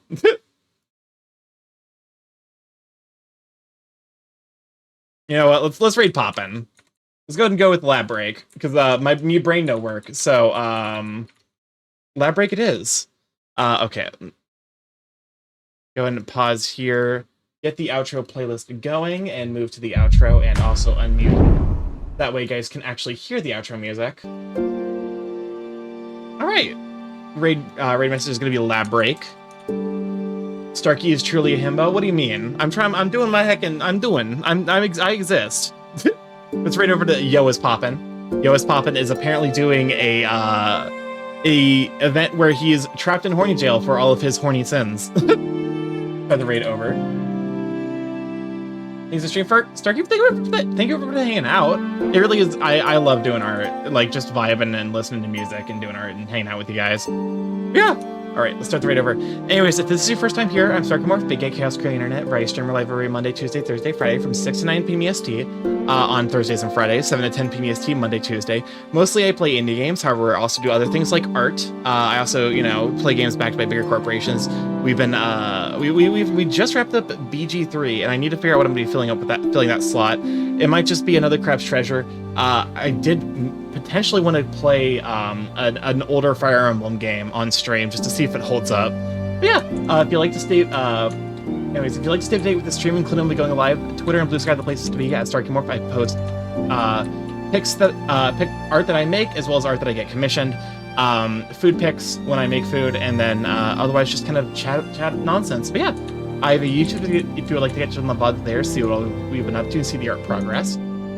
A TikTok, I'd like to see edited content made by myself as well as my editor Michio, which I am continue to be shadow banned on. So I'm gonna be honest, I'm probably not posting much more on TikTok. I only have 2 videos left in my backlog anyway, so that's probably gonna be the last of it. And then I have a Discord if I hop in there, say hi to all the sweet beans, see the first content of the sweet beans post. But yeah, we're gonna raid over to Yo is Poppin'. Yo is Poppin's a super duper sweet bean, and yeah, I'll catch y'all later. I hope y'all have a wonderful evening. Thursday is either going to be the new game or it's going to be another Crab Treasure. We will see. But yeah, see you then. Bye!